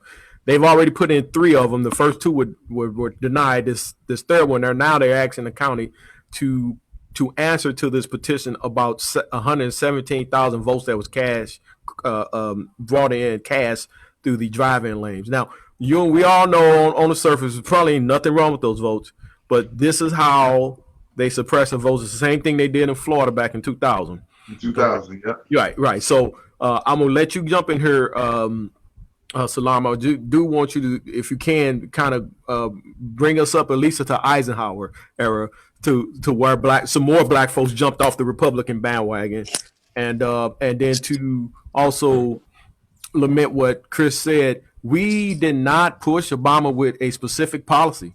We did not. We just partied and had a good time. That's basically what we did. And we was all just happy as it. Yeah. And it just every mama, auntie, and big mama has said to us, you won't not because you ask not. Mm. You know, and that pretty much speaks to this. I mean, like, I know that we should have, that was a prime example of us not getting an ROI for the boots on the ground, the grinding that we did for him, you know, in the communities to get him, you know, to win the downstate vote, to get him to win, you know, the presidency ultimately. And you were mentioning Eisenhower, Jay. I'm gonna touch on that in a second. I want to give credence to what Brother Chris was saying. You touched on like basically the nigger index, okay, that white people go through. This has happened in history. We talking way back, Bacon's Rebellion in 1666 or something like that, you know, where that's how they squelched the rebellion when the black slaves were joining hands with the white indentured servants. And I think Virginia passed that law, and Dr. Claude Anderson cited this as well, and where those white indentured servants is like, wait a minute, I'm white, you're a nigger, so I have more rights than you do, you know, so okay, like onto the plantation with you. But then you fast forward, you know, that to what Lyndon Johnson was saying, where he said something, help me out, he said something along the lines of, if you can convince the lowest white man that he's greater than the best colored man, and then you can lift his money out of his pockets like, you know, like nothing. And then hell, he'll even like empty his pockets for you. You know, so, and this is right out of my, even though you got more money even though you got more money than him. Yeah, it doesn't even matter. I mean, because like, and it's not only that the lowest white man, I mean, because low, that's a sliding scale, but you understood it just the way he's saying. Yeah. If somebody has their computer handy, can somebody Google the 1956 Republican Party platform? That was what Dwight Eisenhower had presented. But a few years ago, I read this, and it seemed like it wasn't as right-wing as we know the Republican Party is today and within the past couple of elections. Jay, you saying something? Well, yeah, 1 second. Reggie, if you're looking that up, you can share the screen if you know how to do that. You guys looking. Were you looking it up for Salaam, or you were doing something else? 1956 Republican Party platform. Okay, I got it. I made an assumption, brother. Sorry about that. But if you get it, you can share screen. You should be. But just highlight a few points, Reggie, if you could. But those points that when I read it, it sounded like it would be something that progressives will be thinking about within. But Trump, frankly, I don't think he's going to talk. What's that? Did you say something? No, I didn't say nothing. No. Okay. It's probably some feedback. But it sounds like something that it would be more progressive when you're looking at the past 20 years from Clinton and so on and so forth. But I just wonder what that odyssey might have been that changed from that 1956 Republican Party platform all the way to what, you know, it is today. And what it is today is pretty much vigilante, you know, Confederacy, racism, you know, the whole shot. I mean, Brother Devin Johnson, shout out to my brother out there. He shared a video that I saw where it was in Shenandoah, Virginia, in the backwoods of Virginia. It showed them white folks out there with silencers, with AKs, with AR-15s, like, you know, make their own shooting range. So yes, we know that they're getting ready, for something to go down should Trump not win come Tuesday. And so that leaves the country on the brink of what's happening, So that's something to be thinking about. And you know what But else they did today Salaam? They stopped a Biden bus on a highway in Texas. they stopped the Biden bus. Yeah, Our militia. all militias. Wow. Wow. Wow. That's what time it is. I mean, that's what time it is. And we're right now, like I said earlier at the outset, we're forced, like we're here sitting here watching, like this master's not going to beat us as bad as this master would. But this is what we got to get rid of this asshole of a master, at this point, and then try to put some demands on this guy over here. So like we're like screwed in that regard. But getting into from Eisenhower into Eisenhower, Truman, LBJ, or Kennedy, and then LBJ.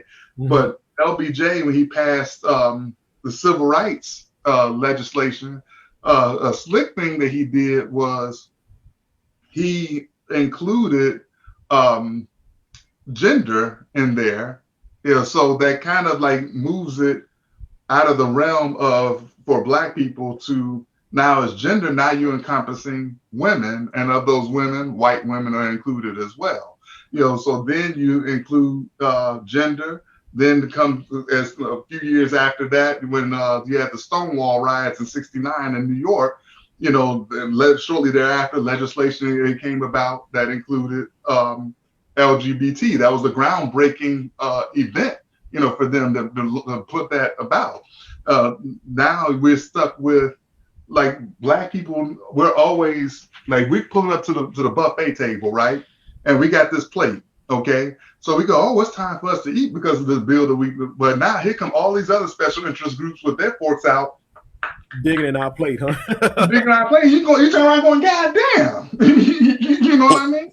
And so, like, we're not against anybody getting theirs, but we're trying to get ours too. So like, we're like, it's like this. We're fighting Hamburger Hill, right? Now, the motherfuckers that's fighting in K-Sign, they saying, well, that battle ain't nothing. No, you need to be battling us. No, we Hamburger, we trying to get up this damn hill, dog. I mean, you're telling me about K-Sign. You know what I'm saying? That's a Vietnam War, 2 battle sites for those who not, well versed in that. But like, we got our own battle in front of us. You know what I'm saying? I mean, like then we got some of us, we fighting China Beach. You know what I mean? So like, we got our own like little lane that we got to stick to. Yeah, we got to march around. We don't want y'all to be fighting, but hell, you're telling us to like stop being overrun over here to help y'all. I'm like, damn, you know what I mean? So this is the position that Black people in have to carry water for all these special interest groups. And like Brother Chris, you heard me say it, and Jay, you heard me say it before. That talk comes into like intersectionality. And what I say about intersectionality, if you have a 4-way intersection, like right now, Black people, there's our right of way to go. Okay, so we're driving, like we got a car, we got general insurance, but then the other special interest groups, they probably got uninsured motorists, they got rental coverage and shit. We just got the basic shit to keep the cops off our ass. So our deductible is like as high as hell. We get that low rate, you know what I'm saying? So, but we get into a collision with them because everybody's going where we're going, we come out losing. You know what I'm saying? So and that's hence why the affirmative action benefits white women more than it does us. Their coverage is better than ours. And this is where, like, intersectionality, we have all these crossing ways. We're getting T-boned all the damn time. So we end up getting fishtail off of our, path to where, okay, well, now you have to like cover what they had. But we don't get it.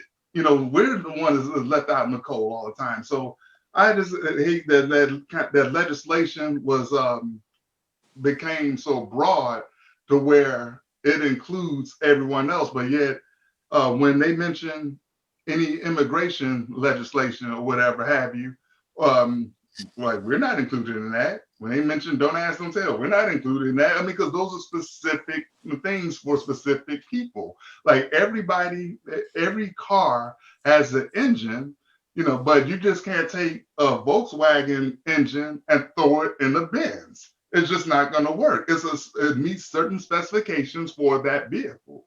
And the legislation requirement that we're seeking, here and beyond, it has to be specific to the car that we're in. You know what I'm saying? So, like, don't give us this the shit from AutoZone.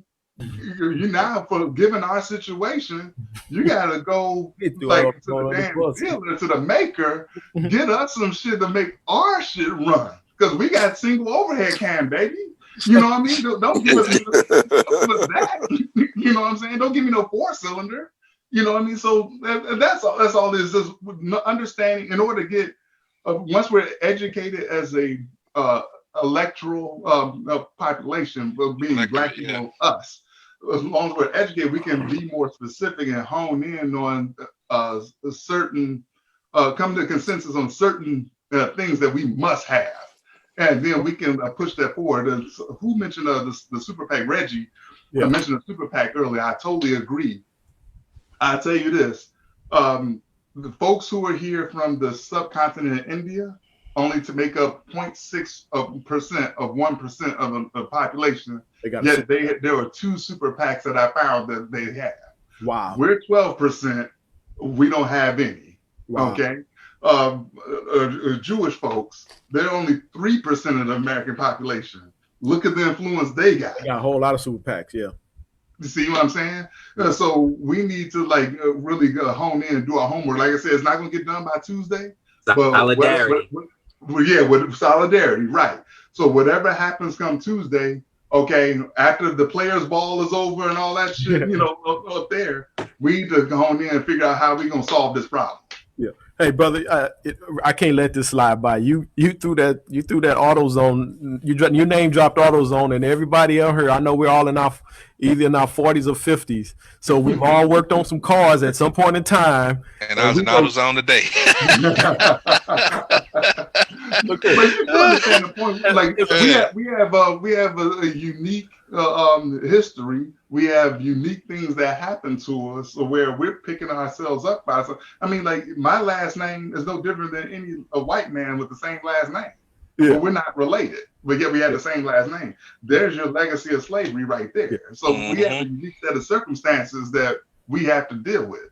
Right. But real quick, and it's a funny story. This was some years, it was like early 90s.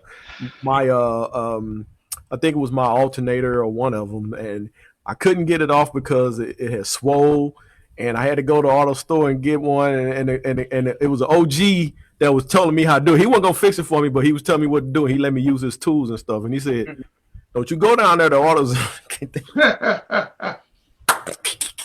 I'll never forget that. He said, "Don't you go down there and get that. It ain't go, and it'll be broke next week." But go ahead. Who wanted to jump in here next? I want to ask a question. Go ahead. And this for Brother Reggie. I don't disagree with you at all when you talk about solidarity. Just my own critique of Us, like Ice Cube said, Us, which is a great song. How do we gain solidarity when, in a lot of ways, in my opinion, Black folks, we're such haters, and it becomes about who gets the credit. Right. Like, so when Salaam talks about the Jewish community, like, there's no one Jewish face sitting there, as the community face. You know what I'm saying? But with us, it's like sometimes it just seems like, again, I feel like I'm Black. I can talk about us. You know what I'm saying? So I feel like we get to like some of the stuff we critique, and the way we critique it is so unintelligent, in my opinion. Yeah. And how do we gain this solidarity when we can't even agree on some of the basic shit, let alone, quote unquote, who's in charge of it type of thing? Am I making sense? Yeah, you're making Absolutely. sense. The last time I think we had a smidgen of solidarity to that degree was with a great man by the name of Dr. Martin Luther King. And he was actually doing something that went far beyond what I would have thought at the time when I look back in history. He was not only galvanizing the support of Black Americans, but also poor white Americans and middle class white Americans as well, because he was causing them to believe that Poor People's Campaign that he was talking about, how the 1% upper echelon, which is still in existence today, is benefiting from everything that American capitalism has to offer. But from a certain point, that 95% down, we aren't living the American dream. And he was galvanizing those individuals, and he was bringing all of those people together. And there was solidarity that was starting to come to fruition. And then we all know what happened to him. And if anybody, if this gets me blocked from Facebook again, because I just got blocked, but if we think that the government didn't have anything to do with that, we are really living a delusion. Thank you. I don't disagree with that. Yeah, I don't disagree with that. And again, I'm just following up with the question. So I was 1 year. I was only one when Dr. King was assassinated. But from what I understand is my personal belief from reading his works is that he's like the greatest American that's ever lived in terms of the ideas. And that's one thing about us as Black people. I think at least us thinking Black people, we've bought into the idea of America like more than any other people. You know what I'm saying? So even if we holding Trump or trying to hold Trump accountable to the emoluments clause or whatever, you know, the Constitution, like we the most constitutionalist motherfuckers that's ever walked the face of America, because we've been out here trying to constantly hold America to what it says it wanted to be. My understanding when Dr. King was assassinated was he was not very popular at all.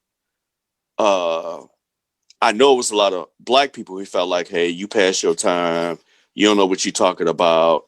Yeah. You know, you just a carnival barker. You just barnstorming. You know what I'm saying? So it's like what I call the martyr syndrome. Once you die, then everybody on board. You know what I'm saying? Well, Muhammad Ali couldn't talk no more. Then he's a fucking hero. But when he was saying, "Ain't no Viet Cong never called me nigga," then they wanted to get him up out the paint. Get him out. So again, not being at that age to see Dr. King at his epic, you know, as apex rather, you know, and then understanding how a lot of people was down on him. That was again part of his depression. He was very depressed at the end. He was very down at the end. That he had. Okay, thank you. Thank you, Brother Salaam. Okay, so even with that said, I mean, were we really down like that? You know what I'm saying? And it's like, and again, it's not something I know we can answer tonight. But just talking to my brothers right here on this format, I'm just like, man, you know, what is it? You know what I mean? What is it about? No, we're not. I'm gonna ask you a question. No, we wasn't in. We're not now. And that's not to say we shouldn't strive for that. That's not to say we shouldn't push for something that we can get accomplished. Because no, I'm not saying that, Jay. I'm saying I'm talking about the collective. Yeah. You know, that Brother Reggie's talking about. Yeah, we're not though. The solidarity. Yeah, like how can we get there? Yeah. How can we get there in this climate? That's where I'm. I think really where I'm. I guess what I'm trying to say, Brother Chris, is with human nature, you ain't gonna never get there, because even during slavery, you had Negroes that didn't want to leave a plantation. But the Jewish community is there, even if they don't agree on everything. Like Brother Salaam said, they don't have to agree on all the little micro things, but they agree on the macro things. So what I'm saying is it's not impossible. Shit, it can't be impossible because other people is doing it. And again, the Asian community is there. And according to the last election cycle data, at that time, up until like 2012 or something, 74% of the Asian community wasn't even participating in electoral politics. When have you ever seen every 4 years when they cover election night? When have you ever see them say, "Well, so and so it's key for so and so to obtain the Asian American vote. He's popular, and this is key issues with the Asian." No, they talk about Black and they talk about Hispanic. That is it. But they don't talk about the ones who have the self autonomy already, a well-oiled machine already going. They don't talk about the Asian American vote. They don't talk about the Jewish American vote. They talk about Black and Hispanic. That's it. Go ahead. That's why I was asking, because I'm genuinely curious. Like, that's not a rebut. Like, I'm really curious and wanting in this areas. Go ahead. Real quick to just echo on what Salaam said, because I pulled up the exit poll data again. Okay. And it's interesting how it doesn't list Asian, but it does list others. Now, others, 31% of others voted for Trump. 25% of Latino women voted for Trump. 32% of Latino men voted for Trump. 13% of Black men and 4% of Black women voted for Trump. But who do they try and blame? Black men. That Black people didn't come out to vote, when 82% voted for Clinton and 94% voted for Clinton, Black men and women. But they try to blame us, but they don't mention the Asian Latino vote that was on the other side that pushed Trump up. How many white women voted for Trump? Even if that deviation was 10%, Trump would have lost. How many white women voted for Trump, Reggie? Do you remember? White women, 52, 55, 60%. And this was after the Access Hollywood tape, y'all. But this is the thing. Let's also blame the Clinton campaign, because she could not pull her own demographic, white women, to vote for her. Let's be real. She couldn't pull her own demographic to vote for her, white women. So let's talk about that for a minute, because I think that's interesting. Let's talk about that. That's interesting because before you do that, I got a quick question. I know y'all saw what I had on the screen a second ago, right? Arrest the president. He wrote that last year. I know. Does he still feel that way? Go ahead. Because because nothing has changed with Donald Trump. He's still a crook and a criminal.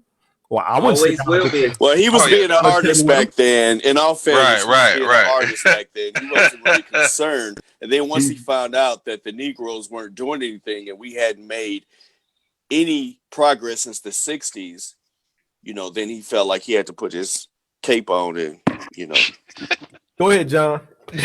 So let's unpack that point that Reggie was making. You made several, but I'm gonna go to the last one about you, and the way you put it. You said she couldn't get her own demographic to come out and support her. Correct. I think it's interesting, and the thing in when you look at these demographic numbers, they're getting very, very smarter than they have in the past in how they contextualize these things. So they don't just say, although they still do it to us, when it comes to the Black vote, they just say Black voters most of the time. But when they talk about whites, they talk about college educated white males, non-college educated white males, college degree having white females, non-college degree holding white females. So it's all on the exit polls. Right. So when you talk about Hillary Clinton's demographic, all of those white women don't fall in her demographic. You feel what I'm saying? If we want to look at it and unpack it in that way, because some of the women don't identify with the woman she is. Right. You see what I'm saying? So, and I ain't trying to justify, explain away shit. I really, I just think they had their own baggage that they was coming to the table with. First of all, first and foremost was this suffocatingly overwhelming sense of entitlement that they felt she had to that seat. To me, that more than anything did away with her chances because she felt entitled to it. Her husband felt entitled to it. They didn't put the work in for real. It was just a foregone conclusion in their mind, just simply her stepping up to the plate and holding that bat. Whether or not she swung, the ball was supposed to go over the fence. After all, she does carry one hot sauce in her purse, right? Exactly. That's what I was talking about earlier. See, and then you do those little ridiculous ass gestures that you think they know better than that. Right. They've been around black folks 40, 50 years. You know that was some bullshit you pulled. Absolutely. But again, it speaks to that sense of entitlement where you think you ain't got to do nothing more than some bullshit like that to satiate a particular demographic to go ahead and continue to support you. Why? Because you feel entitled to that support. Right. It's locked in there. I ain't got to do nothing but, like you said, have some goddamn, the song show I'm a sister girl, like I always been a sister girl. Right. To make sure my sister girls and sister boy and brother mans go to the polls and support me like they did my husband and all of that. So and don't forget Obama's patriarchy at the time when Hillary ran, how he talked to black people, basically saying like if you don't deliver her something, that presidency, something wrong with you. But in a nutshell, is what he was saying. Well, yeah, he did say that. And I'm not trying to defend him, but if you're gonna come out and support a motherfucker, come out and support him. Mm-hmm. And maybe that's the, I don't know. It was some bullshit. But let's just leave it right there. It was some bullshit. The exit polls show that we did support him. Oh, no doubt. Yeah. No doubt. And her. No doubt. But she had our stuff in the bag. We're not finna vote for this other clown. Hey, one second, John.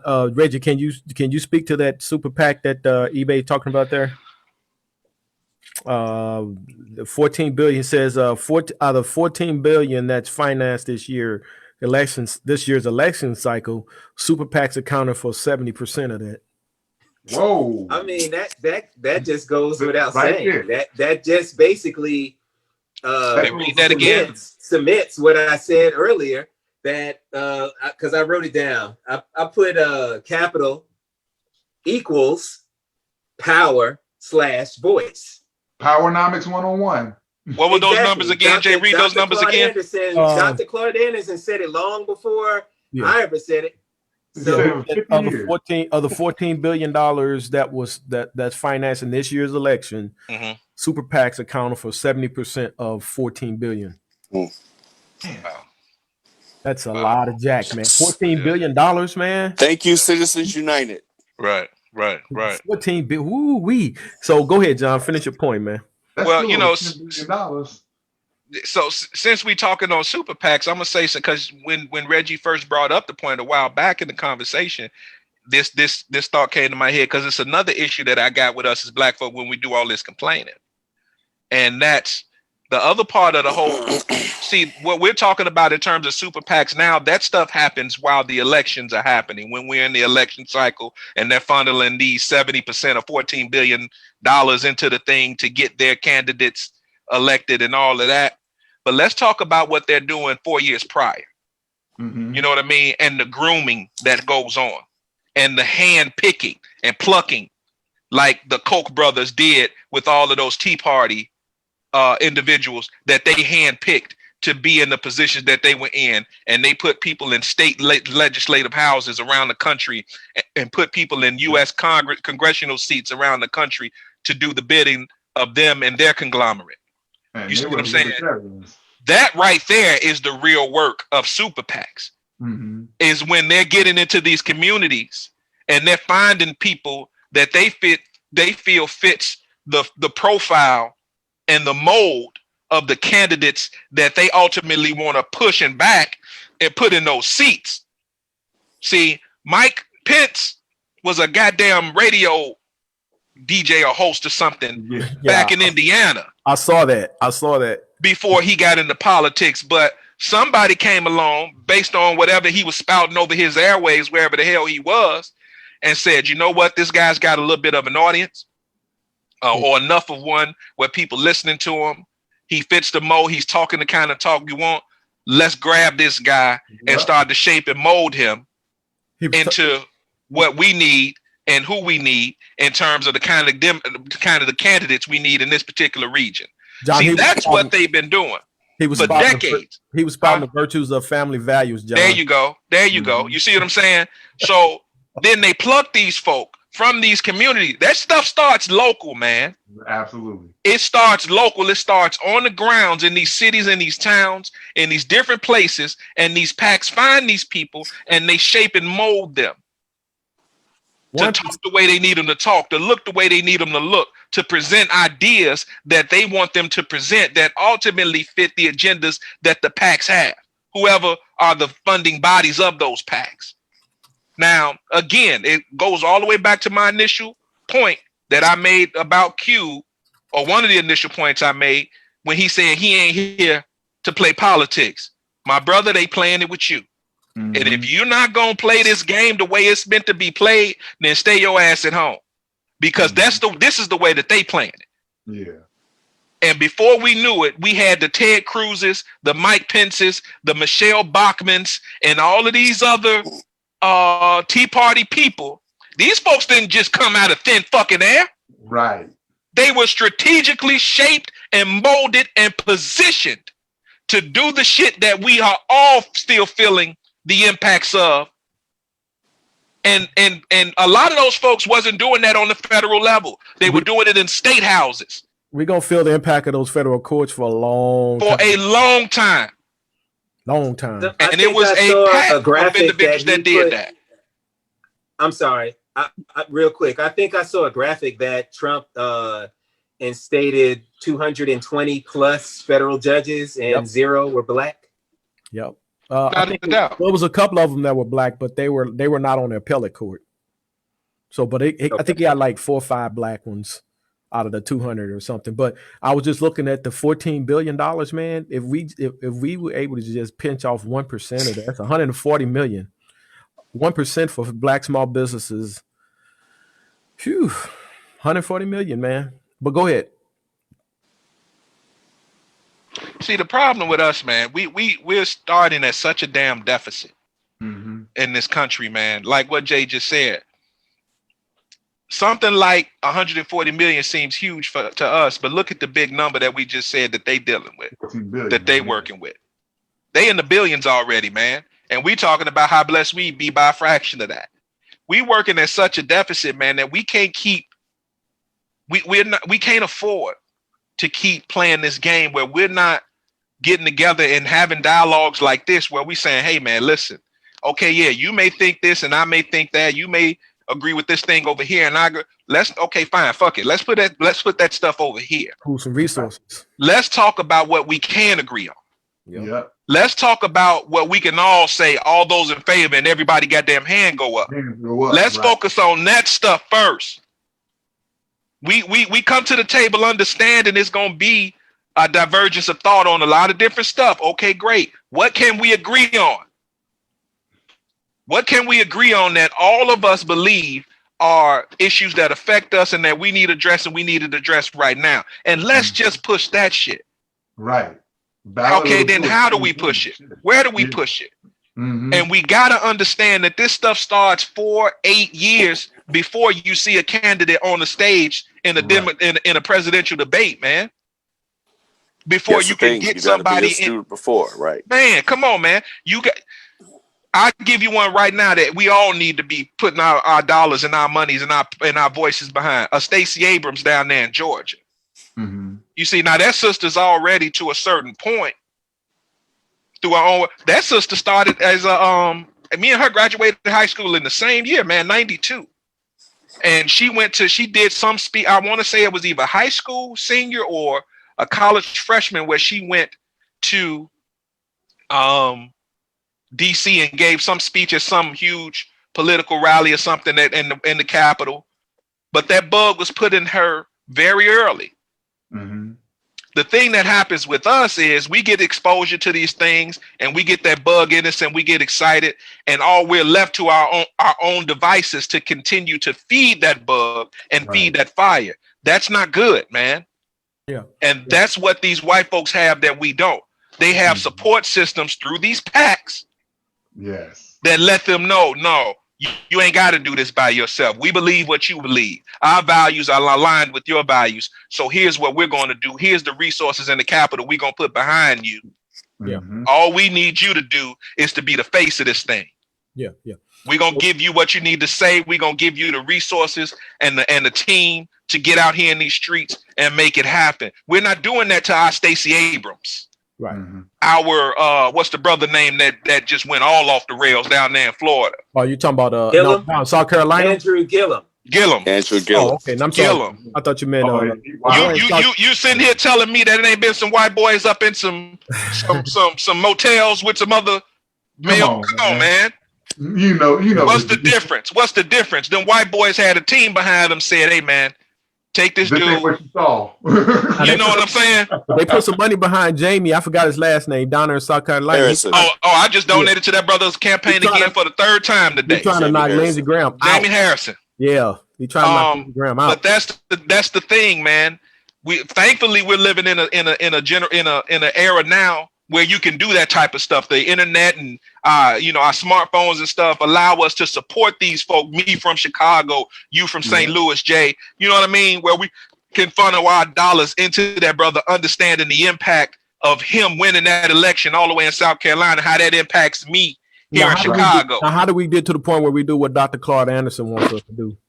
Which is? Pool our resources together. Well, that's what we're talking about. That's what we really need to listen to.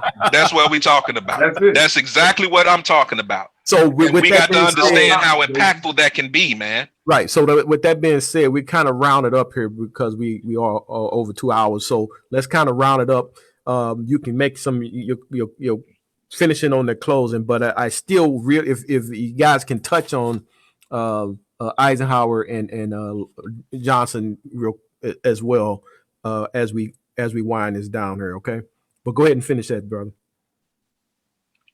No, that was pretty much my point, man, and just kind of how what Reggie was talking about with the PACs, how that's the stuff that happens during the election cycle on the back end. But there's a whole other part in the power of that on the front end when they're grooming these candidates and positioning them for those positions. And it's just this whole cycle, this whole train of thought that happens with these super PACs, man, and the power that they wield in these local, these state, and these federal elections, man. That's what they do. And we got to understand how we can pool and couple our resources together to have that same kind of impact to address issues that affect us. That way we ain't got to have a cube going out there by himself trying to fight that battle on his launch and not fighting it the way that it needs to be fought. Yeah. You know, we got the powers that be behind that, pushing that in a way where we're going to fight it on all three of those fronts. Yeah. Because it has to be fought on all three of those fronts. Because what happens in your local city hall is going to hit you quicker than what happens on 1600 Pennsylvania Avenue. Yeah. You see what I'm saying? What happens, what decisions are made in your state capital are going to hit you quicker, impact you harder than whatever Trump or Biden, whoever sits in that chair in January 2021. You see what I'm saying? These are the things, that kind of discussions we need to have and the kind of understandings that we need to come to, man. Deal with what's happening right there in your own backyard, man. And I'm going to tell you something, and it's ironic because Cube is the one that taught me that. I'm going to say this and then I'm going to wrap up. But he was relating it to music at the time. He was saying the advice that he would give a rapper or somebody coming up in the game. He said, focus on being the best rapper on your block first. Being the most well-known rapper on your block. He said, then take that and work towards being the best known rapper in your neighborhood. He said, then take that and work on being the best well-known rapper, dopest rapper in your city. He said, and then you see what I'm saying?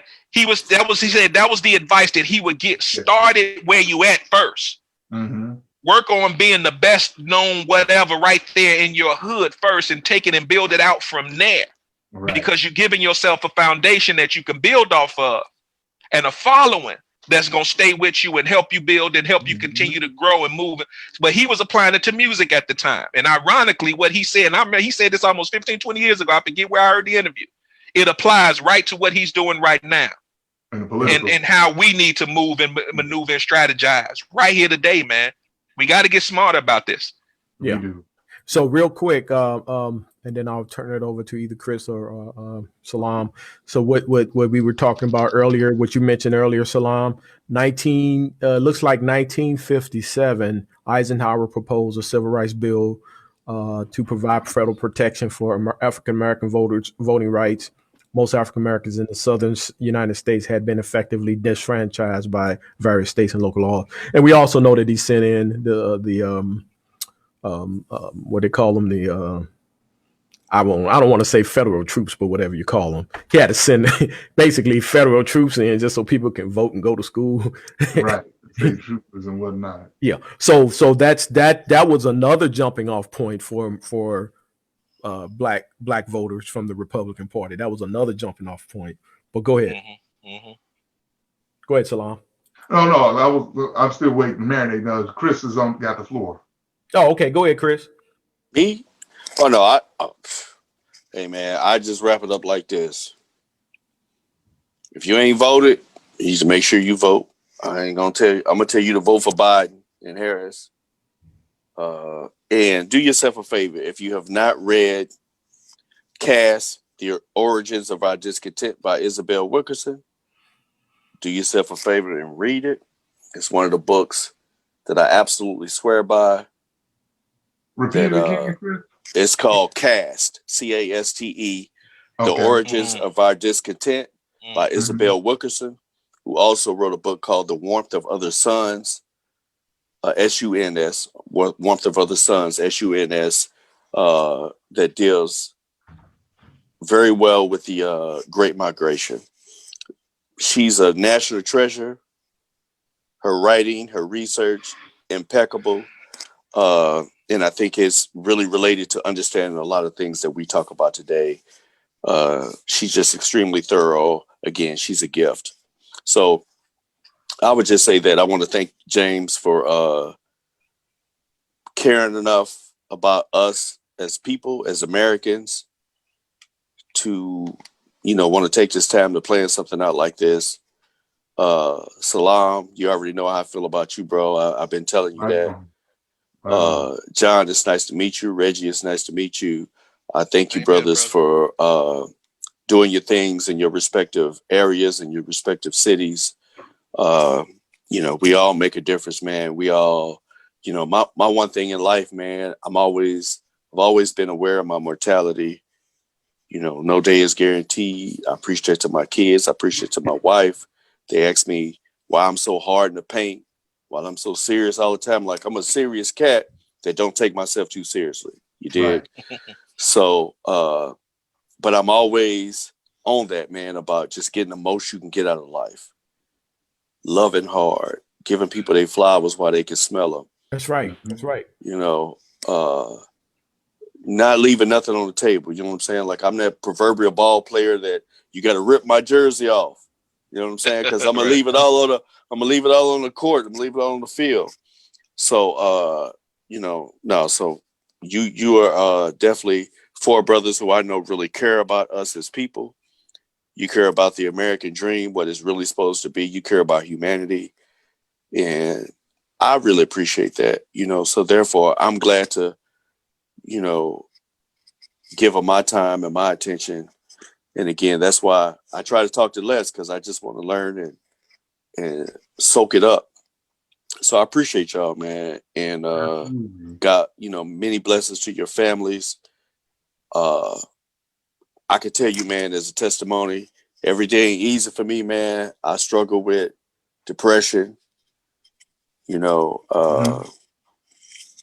Every day ain't easy at all. But at the same time, I feel like I'm built for this. I feel like that the reason why I'm here today, as opposed to the 40s or, 40 years down from the line, because I got what it takes to make a difference.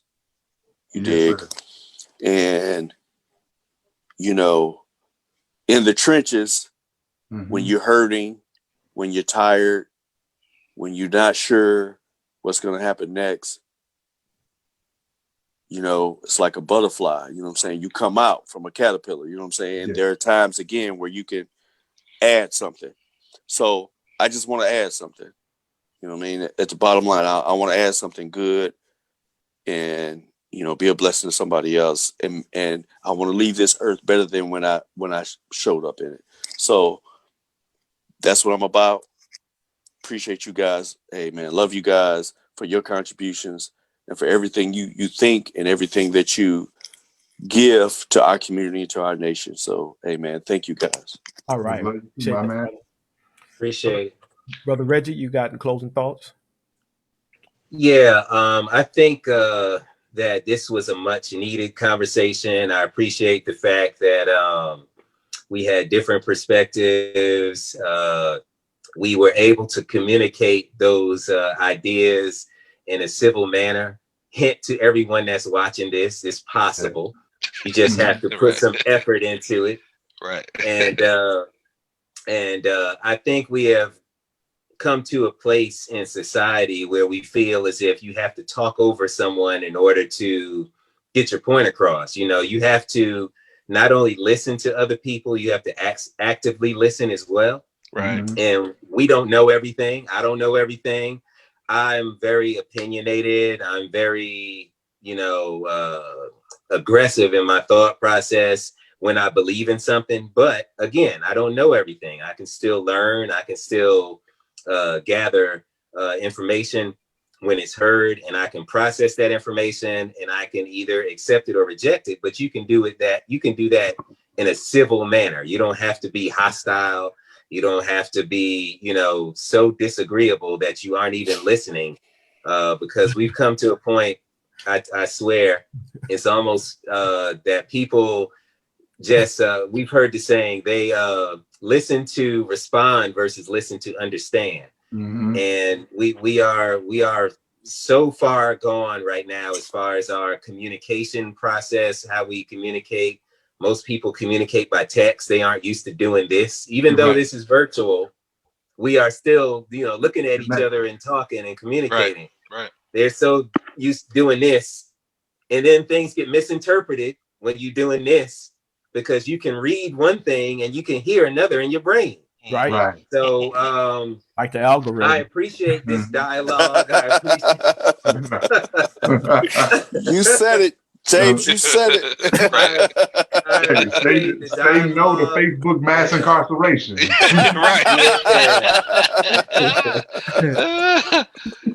I appreciate the dialogue. I also appreciate Chris, you being transparent. I'm also in that space, so to say. I have bad days and good days. I have PTSD from the military. Wow. And it's something that, I used to almost be ashamed to mention, but I'm not anymore, because it doesn't matter what people think. Right. It doesn't matter what the stigma people may have about it. Right. I have ebb and flow myself. And I'm going to tell you this, to echo on what you said, Chris, we are all put here for a purpose. And I know that I'm here because God had, I even mentioned this on my Instagram today, and I'm going to wrap it up real quick. Today is my 14th year of being retired from the Army. Oh, okay, cool. 14th year of being retired from the Army, and I spent 20 years in the Army. Okay. So we're talking like 34 years that I spent 20 in the Army. I did all kinds of hazardous things, all kinds of training exercises, and I have all my limbs. I'm still alive. Right. And Amen. God kept me over that time period. Amen. Yes, some things happen that cause PTSD. It's not, something that's debilitating to where I can't function, but I do have bad days and good days. I mean, I'm an advocate for that because I experienced it myself. Yeah. So we all have a purpose. We all have a reason for being here. Right. And I appreciate everyone's insight, everyone's dialogue, because we are, 5 different men on this Zoom call. We all have different upbringings, but we all have that one thing that connects us. We are Black men in America. Amen. And no matter how much money we make, how much education we have, where we come from, we are still Black men in America. Absolutely. Right. So we have that bond, and I appreciate everyone's perspective. I appreciate how everyone shared, and I was good, huh, Jay? Yeah. I ain't go off on nobody, did I? Is that what it normally is? Hey, you had your coffee. You had your coffee today, brother. You good? Hey, Shout out to Brother Reggie's shirt. Melanin, I love it. Yes, sir. Salaam, closing thoughts, Salaam? Yes, indeed. I mean, like I said, I read an article Minister Farrakhan wrote, and he said, don't let the election of two old white men, fracture friendships and relationships that you have, like with each other. Yeah. You know what I mean? So don't let that like break you apart. And so that's on that scope. But I want to pledge with all of you brothers here that, and Brother Chris is very transparent, Brother Reggie is transparent about his issue. Like, it gets, when you're trying to do the right thing, sometimes it gets a little lonely up there. Mm-hmm. I mean, 'cause, like that's a bell curve for your ass. You know what I mean? Like, you have, like, okay, you have set goals in your life where you have this little thin strip at the top, but then you have what everybody else is doing. And Reggie, you did a video a couple of weeks ago on the herd thinking mentality, right? Mm-hmm. So like you have that little trough right there, and then you're trying to come up, to and ascend to here. That's that bell curve. You know what I'm saying? So it gets lonely up there when you're trying to do your thing. When you're trying to like have your family, you know what I'm saying? I'm young. I'm the youngest out of all of us here today. I'm proud to say, but I'm the youngest. But my wife now 19 years, just celebrated. You know what I'm saying? So it's hard finding, even if you're not married. At least if you have a builder's mentality, at least if you have a constructive mentality, to where your constructiveness in your thinking resonates with the kinship that you're establishing with all of us, and we check all those boxes right here, among us. Like it was mentioned, earlier, we all from different, hoods, but we all have the same upbringing, that same common thread, and that no one can take away. And it's the highest form of expertise that we have, being Black in America. Nobody gave us no degree for that.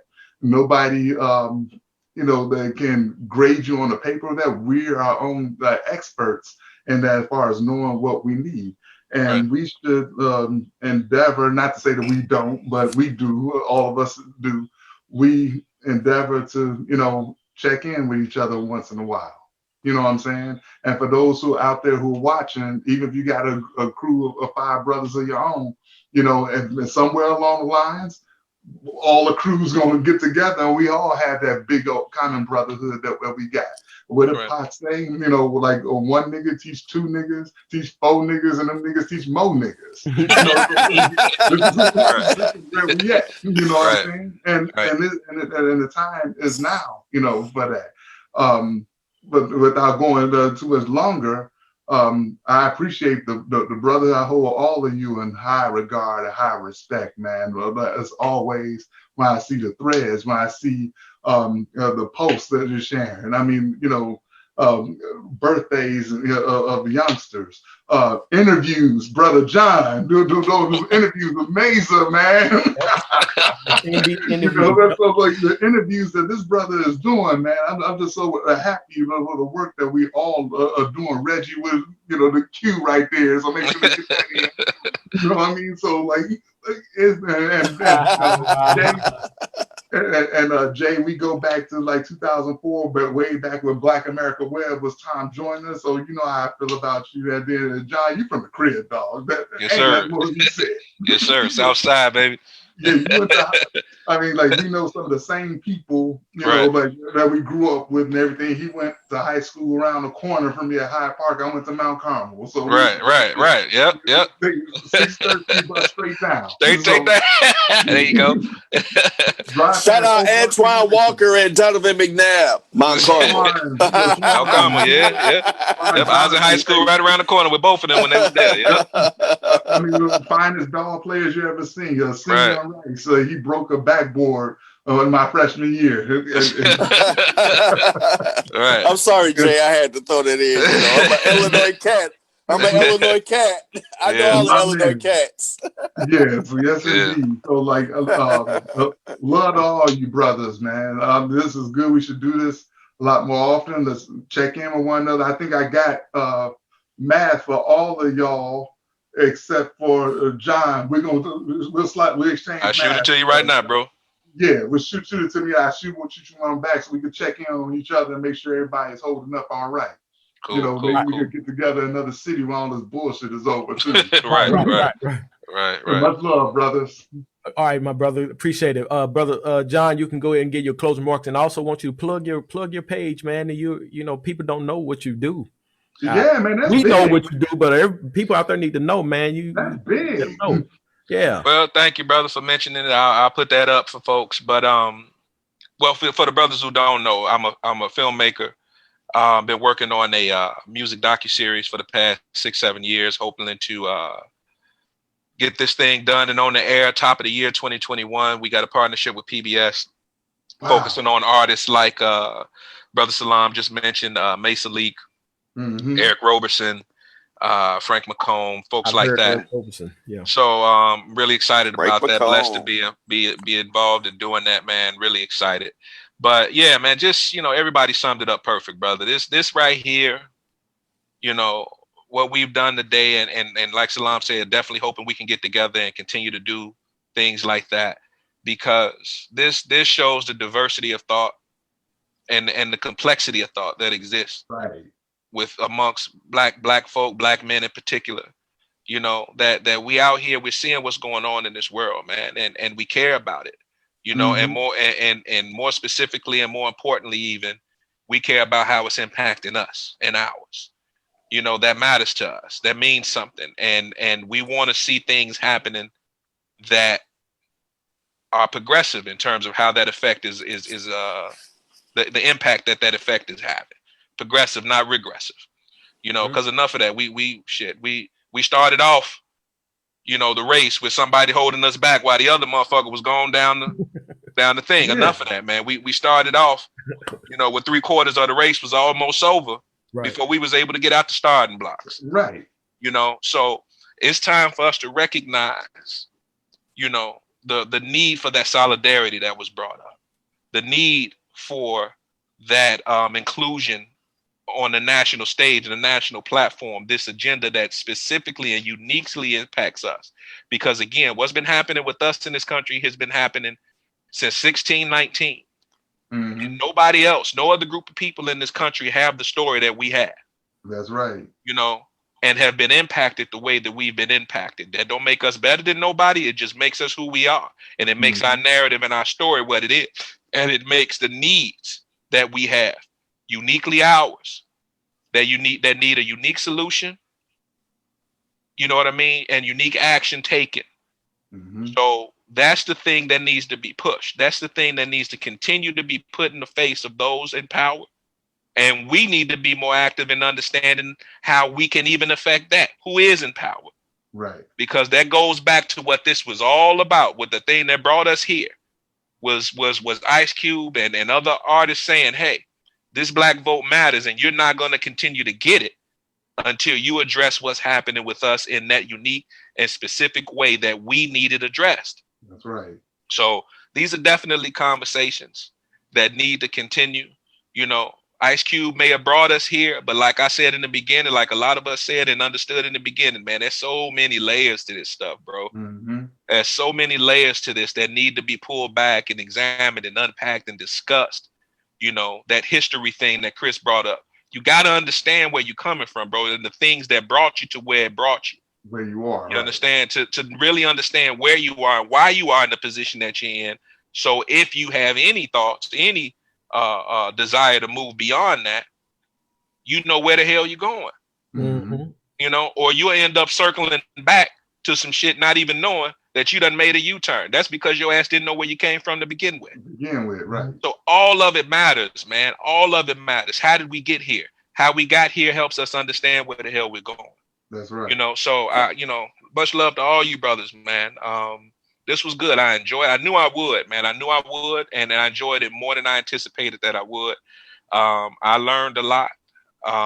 And I'm grateful to you brothers for educating me in those things that I didn't. You know, I'm the type of person, man, I had this saying, I was talking to somebody about it before. I said, if I walk into a room, and if I find out that I'm the smartest person in that room, I'm turning around and I'm walking right the fuck back out. I'm going to find me another room. I don't ever want to be the smartest person. That's right. In any room that I walk in, man, because how do I grow? How do I learn? How do I evolve? You know what I'm saying? So I can start walking in rooms and having that same change and opportunity to change others. So that's what this was, man. It was an opportunity to walk into a room and walk out of this room better than I did when I walked in. And I'm grateful to all of you all for having a hand in that. So thank you, brothers. Thank the folk who hung out with us tonight and paid attention. I hope we gave them some stuff to think about. I hope we didn't bore the hell out of nobody. And man, I look forward to the next time, bros. I look forward to the next time. Thank you, brothers. Much love to y'all, man. All right, thank you, Brother John. Yeah, we do appreciate eBay for providing a lot of information for us tonight too. That's my guy right there. Yeah, I want to. Yeah, well, that ain't, I ain't gonna blow his cover, but that ain't his real name. But I know. We keeping that on the low. Yeah. So I wanted to say a couple of things in closing. Number one, LBJ. We pretty much most of us know Lyndon Baines Johnson signed the Civil Rights Bill. Dr. King pushed that on through on him, and like you alluded to earlier, he was forced to do it. They put that pressure on him. Yeah. He didn't just do it on his own. You know, that pressure. Dr. King was like, "Hey, I'm not here to play cards with you. Right. I'm not here to hang out with you and go to parties with you and take photo ops. I'm here to get something done for my people." Done. Right. That's why he talked mad shit about him too behind his back until he was killed. He was like, "I can't stand that." He called the bill the nigga bill. Yeah. He called it the nigga bill. Right. Exactly. Yeah, man. But this is what I was talking about with the whole Cube thing. And somebody tried to bring up that comparison of Cube going to Trump is the equivalent of MLK going to Lyndon Johnson. I said bullshit. That's a stretch. Like that's bullshit. I said that's so fucking night and day. It ain't even funny, man. That's right. I said in LBJ, yeah, you had a racist Texan who definitely was called us niggas every chance he got. But guess what? He was also. He was a smart ass politician who understood which way the wind was fucking blowing. That's where the Southern and you can actually push him to get something done. Strategy came from. Yeah. Exactly. And he knew that he had to be there to get something done in order for blacks to do what? To continue to vote and support his ass. He was there because a motherfucker died. Well, he was there because a motherfucker died, not because somebody voted his ass in. So what did he need? Right. You understand? We dealing with a motherfucker that people, his own people telling him every day, dude, stop talking that dumb shit, man. You're gonna lose if you keep talking this dumb shit. And what does he do? Continue to go out and talk dumb shit. Yeah. I ain't ever been no LBJ fan, but don't you insult LBJ by comparing him to Trump. No, well, obviously, you got to be kidding me. Obviously, the biggest difference between LBJ, well, it's a lot of, but I'll say the biggest difference between LBJ and Trump is obviously number one, intellect. Number two, LBJ wasn't totally transactional. Right. And so LBJ wasn't like totally selfish. So he was somebody you could push and say, hey, this is what you need to do. And also it's going to be good for you because your name is going to go down in history books. Right. Excuse me. This is a mic. This is John Joyner. Right there. It's just like It's just like in Hidden Figures when old girl I forgot her name, the singer, what's her name, the singer in she was in Hidden Figures. I haven't watched the movie, brother. I couldn't. Oh, Janelle Monáe. Yeah, Janelle Monáe. Monáe. Yeah. So when Janelle went to court because she wanted to go to a prestige, a night school at a particular college that didn't allow black people. And she told the judge. She said, "Oh yeah, I know what you're talking about." She said, "Look here, judge." She said, "I know how things are and all that and everything, but there are times when certain people make decisions in history and their names go down in history books." And the judge was like, Right. I think you get to go to this school. Right. And that's what these people possess, man. At least enough goddamn sense to see how doing this thing over here benefited them over there. Yeah. That's not who you dealing with in this house, man. Yeah. But I want to say, hopefully, obviously, this is not going to be our last discussion. Hopefully, we can have one at post-election that we can talk about what happened and what didn't happen and we go from there. And then two, I also and I also wanted to point out, we got friends. Reggie was in the military. We got other friends, and my brother's he's active in the military right now. Still, he's a captain right now. He's got a promotion coming up in January. He's going to be major. So I want to congratulate my little brother, Captain Dossie, soon to be Major Dossie. And I got family as ex-Marines too, so shout out to them too. Yeah, I know, and I believe our friend eBay is a major as well. So, oh wow, keep that in mind. Yeah. Man, listen, man. Let me say real quick, man. God bless all of our former soldiers. Yeah. And the ones still serving, man. I just became a Navy dad, man. My daughter joined earlier this year. She'll be going off to I think San Diego, in their first detail or however they call it, man. So, God bless all our men and brothers and sisters out there serving in the military, man, and who have served and continue to serve. Yeah. Yes, and I cannot get out of here without giving a couple of shout outs to a couple of OGs that passed away today. Bishop Rance Allen is one of the greatest gospel singers I ever heard. I mean, dude, I got to find this video because it was him and a couple other brothers just sitting around on the couch, messing around. Man, they was acting a fool. But anyway, the brother passed today. He was 71. Yeah. And we got to give another shout out to an OG. He ain't black, but he's still an OG. Sean Connery passed today. The original James Bond, the original international sex symbol for women and all that. So he played in a whole lot of my favorite movies. I got to give him a shout out. He was in the best James Bond movie, Goldfinger. Yeah. But the Untouchables, that was good. To go down the line and some of the best movies that he was in. So, but James, I thank you for your praise and your. No, you gotta put that British accent. You gotta put that Irish accent on it,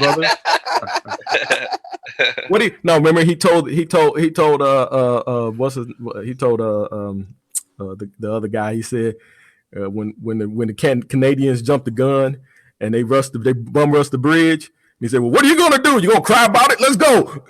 That's one of my favorite parts in the movie. Like, what you gonna do? We gonna cry about it? Let's go, man. They done already let it out the bag. Let's go.